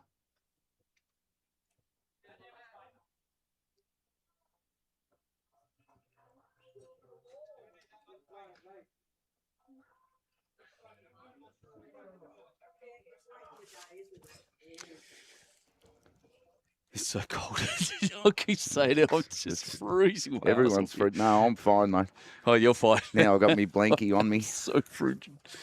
It's absolutely amazing.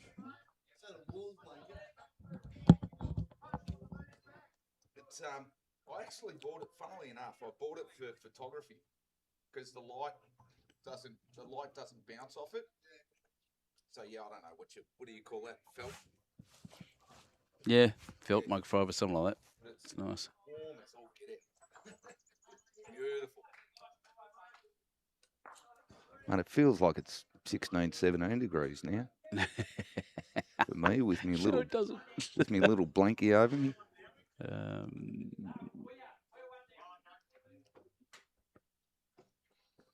I miss those days, Benny, where you used to go to the AFL and take a blanket with you over the right. Yep.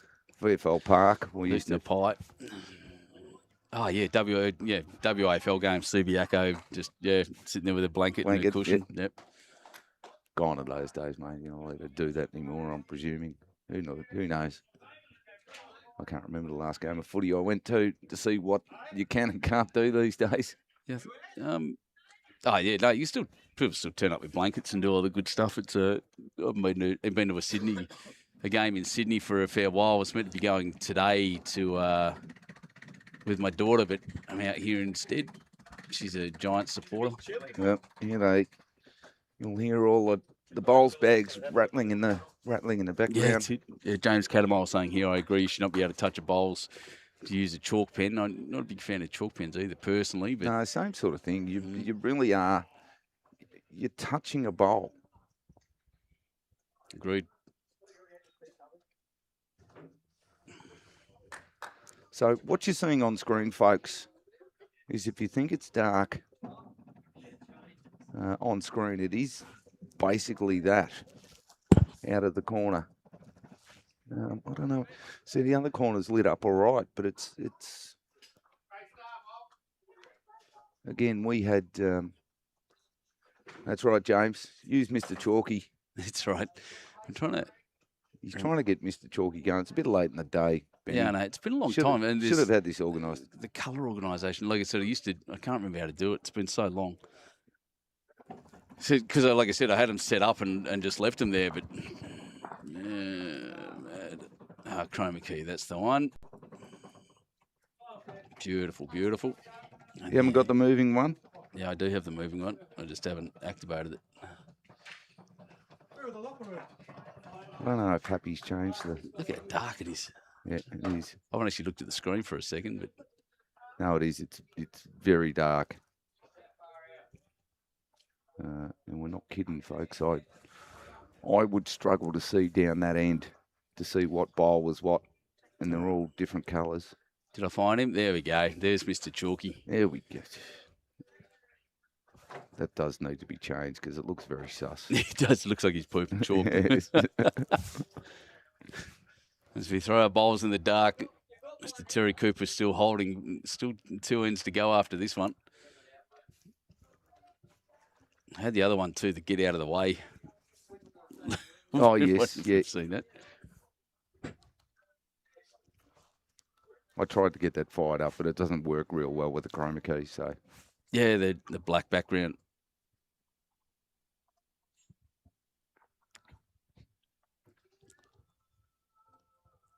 Now, I don't see people back from Cloundra yet either. No, I'd agree.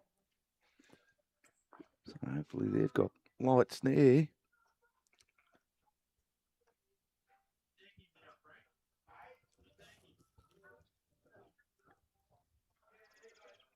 See how you go, Benny, but I reckon it plays up. Yeah, I've used backgrounds. I've used it before.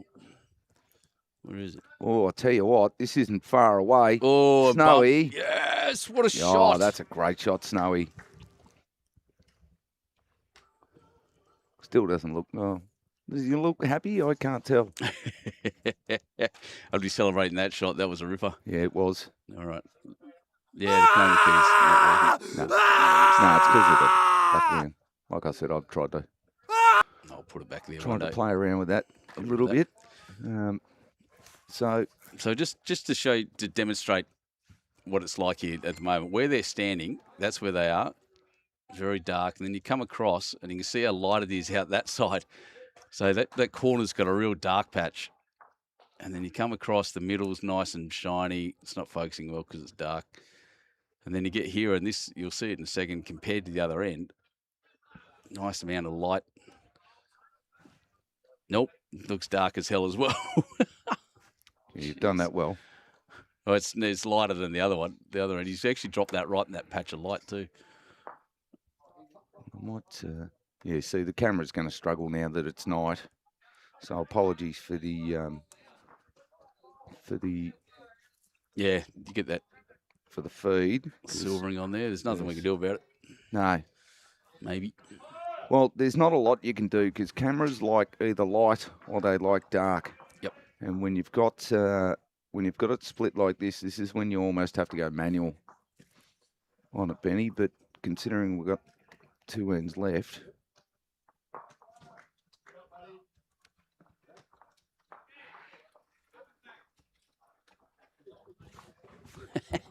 That doesn't work. That's not good. Let's not do that.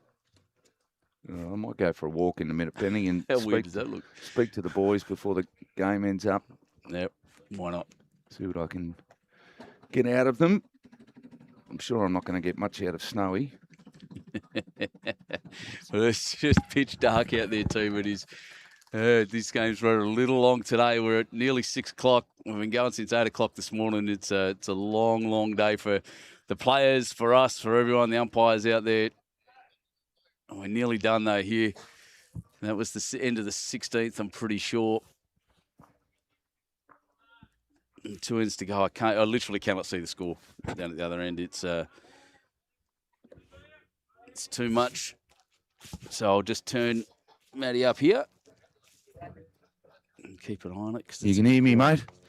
I can just hear you. It sounds good over the broadcast. It's a bit quiet in my ear. That's all right. So the score is actually 17-8 after 15, but I think the boys just need to update that.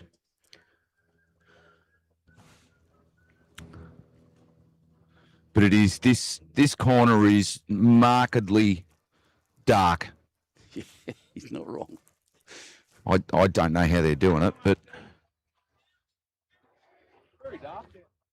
it is as dark down in this. The boys are just saying now, Benny, that it is very dark down here. Yeah, it is. They're right. Especially for older blokes with shit eyesight. Sorry for that fruity language, people. You can say that, mate. It's all right. Game's pretty much in hand. It's only. Yeah, well, it's never over to the end, is it? No, it's not. But Snowy seems to have kicked the last couple of ends too. Yeah. About time you put down some decent bowls, Snowy. Ate my carrots at lunch, mate. My eyesight, nothing wrong with my eyesight. Carrots at lunch work. Well. You've always showed a bit of promise, but wasn't on display early. Oh, jeez. You're stitching me up here. I'm doing my best. That's all I can do. Game of ball. No, that's right, mate. I've got to stop watching your own. Stop. Yeah, nobody asked you to watch my coaching videos. They're no good. So, is it starting to slow up? Or? Yeah, it is. It definitely is pulling up now. So you got to sort of push a little bit to get them up there. What's Snowy done here, Benny? A little narrow by the looks, I'd say. Good call. Stop and run. didn't see However, the slide, there you did go. you? He's got the shot. Is he? Maybe. No. What does it say on my rag, mate? I don't clap shit bowls. That's why. I got the blank one. Hey, That's why you get no enjoyment out of me after that shot. That's awesome. So I'm just lighting that up. Yeah, we can see that better now. Just to show you how dark it is. Look at that. That's what they're And you- bowling from and You into. can't, honestly, Benny, down this end, you cannot see properly at all. I think they're finishing up this end too, which is almost put a blindfold on and just hope for the best. You can't get any depth perception or anything sort of down this end at all.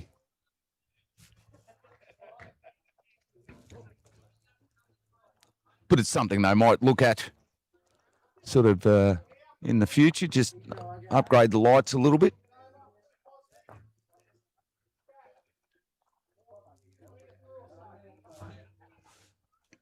Now, Terry, what did you have for lunch, mate? Because you've been absolutely all over it. Mate, the chicken schnitzel from here, I don't know if it's got a bit of steroid in it or not, but it's definitely helped me.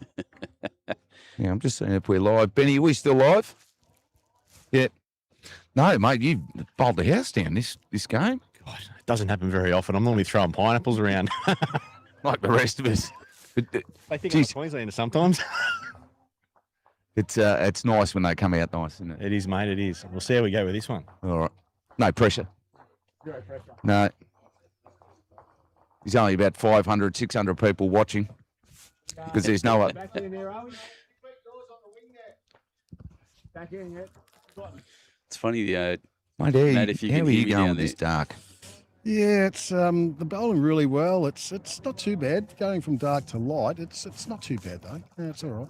Last end's going to be horrible, though, I reckon. It is up this end. It will be. Yeah. Anyway, but yeah, that's a good head we've got now. No, you're right. Yeah, it's been a good game. They've bowled well. We've just haven't been able to. Ooh, Oh, something happened. Snag. What happened there, Benny? All good. we moved the jack through. Stowey's, well, it's John's actually holding one there now, but yeah, touch up. So Johnny's holding one, apparently. Yes, yeah, I tried a little bit too heavy there. It's a nice little trail, but it didn't go our way. We'll see how we go again. How you going with the cold, by the way? In your shorts and your... Mate, we braved it up and we're fine. We're okay. But we'll be a couple of beers soon. We'll be better. Oh, Benny and I are struggling up there. Very cold. No, not this cold. This is ridiculous. There we go. And Benny, I must say, it's been great to have access to the players today with roaming Clarkey or roaming Matt, whatever you want to call it. Yeah, exactly right. Thank you for that. It's been brilliant. Yeah, looks looking pretty good on the screen now, mate. I've opened up the iris on everything, and I can actually see. But when I look over the monitors, I can hardly, you down the back there, you're dark as anything down there. Oh, No, great no, shot! Look at this. Yeah, lovely shot. got Look it. at that. He called it too. That's beautiful. Snowy's having a good look here, but I don't know. I can't see it from here. Snowy, what are you playing here, mate? What do you think? I know. Getting hope, I think. Yeah. Probably try and play on old mate's last bowl that he put down and hope for the best. Hope. Just try and come off the inside. Yeah. Yep. That was all in the ball, that shot. You're calling him off. Well, I did say he called it out of his head, actually. Yeah. He's playing well. He's playing very good, Terry. It's nice to have him carry me once in a while. Yeah. It's fair load to carry. Yes. We've all had that before, that's for sure. He's actually been the best out of the four. Oh, he in this has. game. All right, boys, I'll let you have the last couple of bowls. Back to you, Benny. Thanks, Matty. Thanks so much for that, actually, being out there and having a chat. It's good to chat when they get a chance. What an absolutely beautiful shot once again. Terry's just had an absolute blinder. 17-8, 9 shots between them. It's this penultimate end. They have said they're not necessarily going to play back. I don't know about that because they've got to – margins matter. It's just hanging out the back a bit. So I can tell you now it's just dropped down to about 7 degrees outside here. It is not warm. by any means. Whew.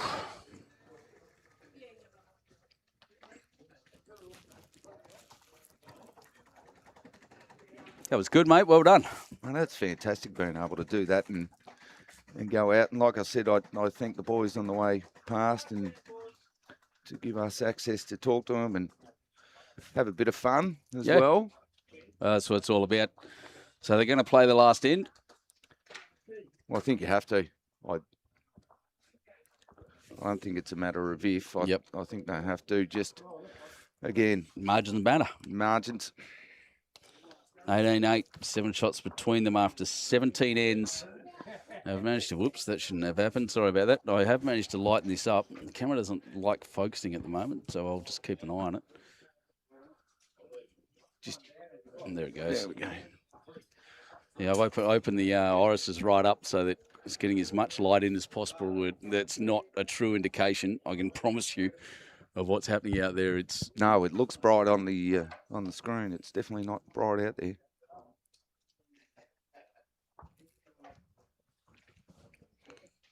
It's good fun though. Why not? It is. Get into it. Oh, you've got a bowl in this in half an hour or so. As I said, I say this all the time. I say this to my kids and I say this to you guys as well. Adventure never happens in ideal conditions. No. Well, they might even hold it off. Wouldn't surprise me if they put it off until lunchtime tomorrow before finals. Everyone has a bit of a go. So the camera's struggling a bit here. I'll just check it. There we are. Right. Oh, you got it on manual. No, I took it to auto actually. Oh, righto.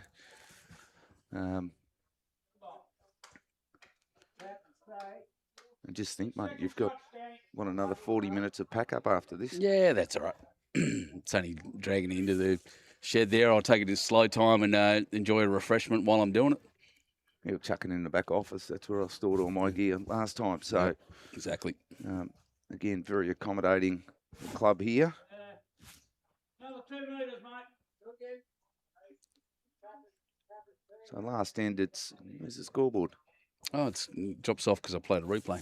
Ah. Silly Wirecast doesn't like that. See, that's why you don't use Wirecast.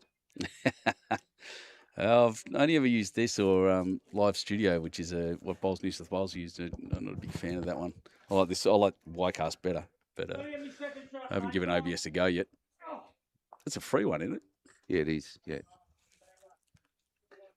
Yes. Yeah, sure. Us and our new friend Slaver uses it. It's more one of those ones that once you get used to using it, it's really easy. Yeah, same as Wirecast. Once you're used to it, I'll probably download it and give it a shot and see if I like it. Do some tests. It's just again, it's just like anything. It's like if I put you on my Mac, it's just a matter of trying to get your head around it for a while. And again, like I said, when you're down there, mate, there's no depth perception whatsoever.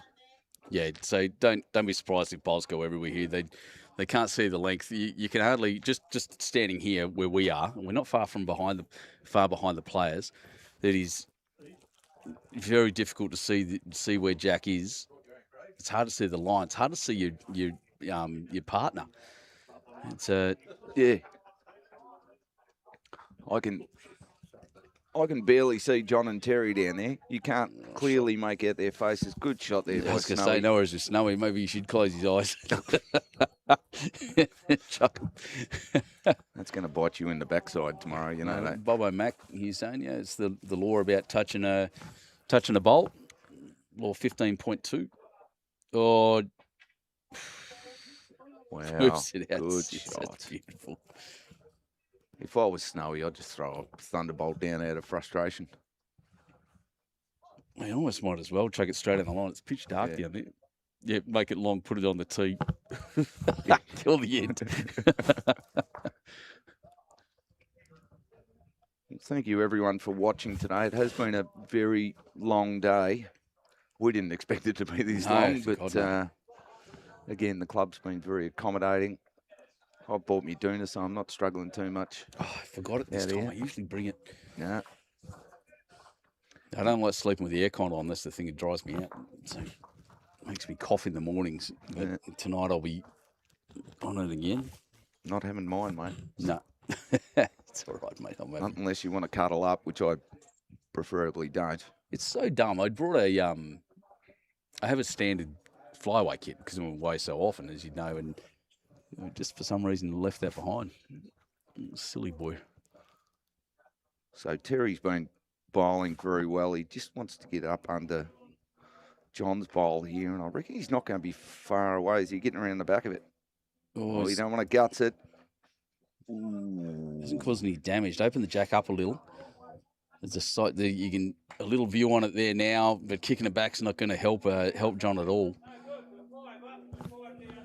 Yeah, the way they've been swooping home on both sides, there's plenty of chance to just flat back draw this. I'm just going to show you this. If you think it's dark here, these guys at the top are playing with no lights. In fact, the only light up there, and once this bowl comes to rest, look up there. It looks bright, but I can tell you now, the only light there is that TUI sign on the left. Yes. the only light they've got up. And again, it looks like people. For example, those lights that you see on the side, they're actually the path lights. So they're not, big LED bowls lights. Look at him go. He's a gem. He's a killer. Absolutely. He's just bowled the house down. It's unbelievable. This is just silly. But again, you walk away saying, thanks very much. I've had a good day today. Wake up tomorrow, and tomorrow's a new day. Benny, as you very well know. It is. But again, I think this game basically knocks Snowy and John out. There we go. That's what it looks like. That's what it looks like. Kid you not. That's dark. So as you can hear, there's people coming up onto the balcony now behind us. Finished up for the day. Yeah, that's basically coming off that green. There's still 3 games at the top, at least 4 games. In fact, 1, 2, 3, 4, 5, 6 games going on here on 7 rinks. It's just give you an indication of how fast this green's running, the fact it's still going. This game, we've been live. I can have a look here. We've been live now, and we jumped on straight away for 3 hours, 3 minutes. It's about right for 18 in 2x2x2x2 pairs game. I don't think and again, you were saying before that they'll have a think about changing the format up. Not so much the format, but what games they play when. I think they need to play the 2x4 on the Sunday. Because otherwise, if your greens are lightning like this, all of a sudden it turns into a very long day. Again, the people playing at Caloundra haven't got back yet. Yeah, that's it. Canandra's still out there. There's a smiling face coming in behind us. Look at him. I don't know how they're holding their bowls. My hands are freezing and I've got them in my pockets. No, it's beyond me. Last end though, mate. Yep, last end. Bang, stop. It's likely to be 2 at this point without. You can't Snow. He's got to go through straight down the guts. No choice. Come on, last bowl of the day. Just have a go. Straight down the middle. Oh, you wuss. I'll tell you what, if he nails it, though, he's going to absolutely belt me. He's really, really close. He's had a cracking... Look at this. Oh, you know what? And he's still down. He could be down 3 here. Oh, no, and I'm just going to put that on there because I can. There you are. You've got to touch it to finish. Oh, well done, lads. That was a cracking game. And good bit of fun. Really good bit of fun. Finished off, as I said, it looking like that. The dark is just... Probably not that dark, but yes, it's not far off. Yeah, you're probably right. We've got a bit close, but yeah, Team Red will finish on 20 after that too, and 18 ends. Well, what a day, mate. We've seen a bit of everything. Yes, we have. It's been long. We started off this morning in 2x4x2 bowls, and then a lunch, then a game of 2-bowl pairs, which I've never seen before, and it seemed to go pretty quickly. and then this on a track that started at 14 seconds and got up to 17, 18 at one point, and then back down, probably about finishing today at about 15, 16. It's some change I've not seen before, and a great format of this great club. So now it's been a fun day. Thank you, Benny. Mate, it's been fun, and thank you so much for joining me, Matt. Have a look at his coaching page. What was that website? Lawnbowlscoach.com. Get on there. You can buy the Matt Jackson Balls merchandise from there, and it's good looking merch too, by the way. The purple and yellow plays, man. It's good gear. Yeah. And what'd you say that says on your towels there? I don't clap shit bowls. I don't clap shit bowls. Mate, would you believe since I released them, I think the start of May, I've sold about 150. Jeez. Well done. That's amazing. So there's plenty of people running around going, I don't clap shit bowls, which is good. Get the word out there. We don't clap wicks and bounces and... Yeah, that bit etiquette. So, yeah, mate, thank you so much for joining me. It's been an absolute pleasure. First time for us together. And here in a place we both love very, very much at COWRA Bowls and Recreation, the COWRA Breakout Pairs. I'm Benny Two Shoes. Thanks to Aero Bowls. We'll see you tomorrow morning. Early start, 8:30. So we are starting at 8:30. Well, apparently. Awesome. I'll find out. Yeah, great. You didn't have to be here, mate. I'll be You turn up whenever you want. I'll be. Too easy. Thanks, guys. Thanks, everyone, for joining us. We'll see you tomorrow morning.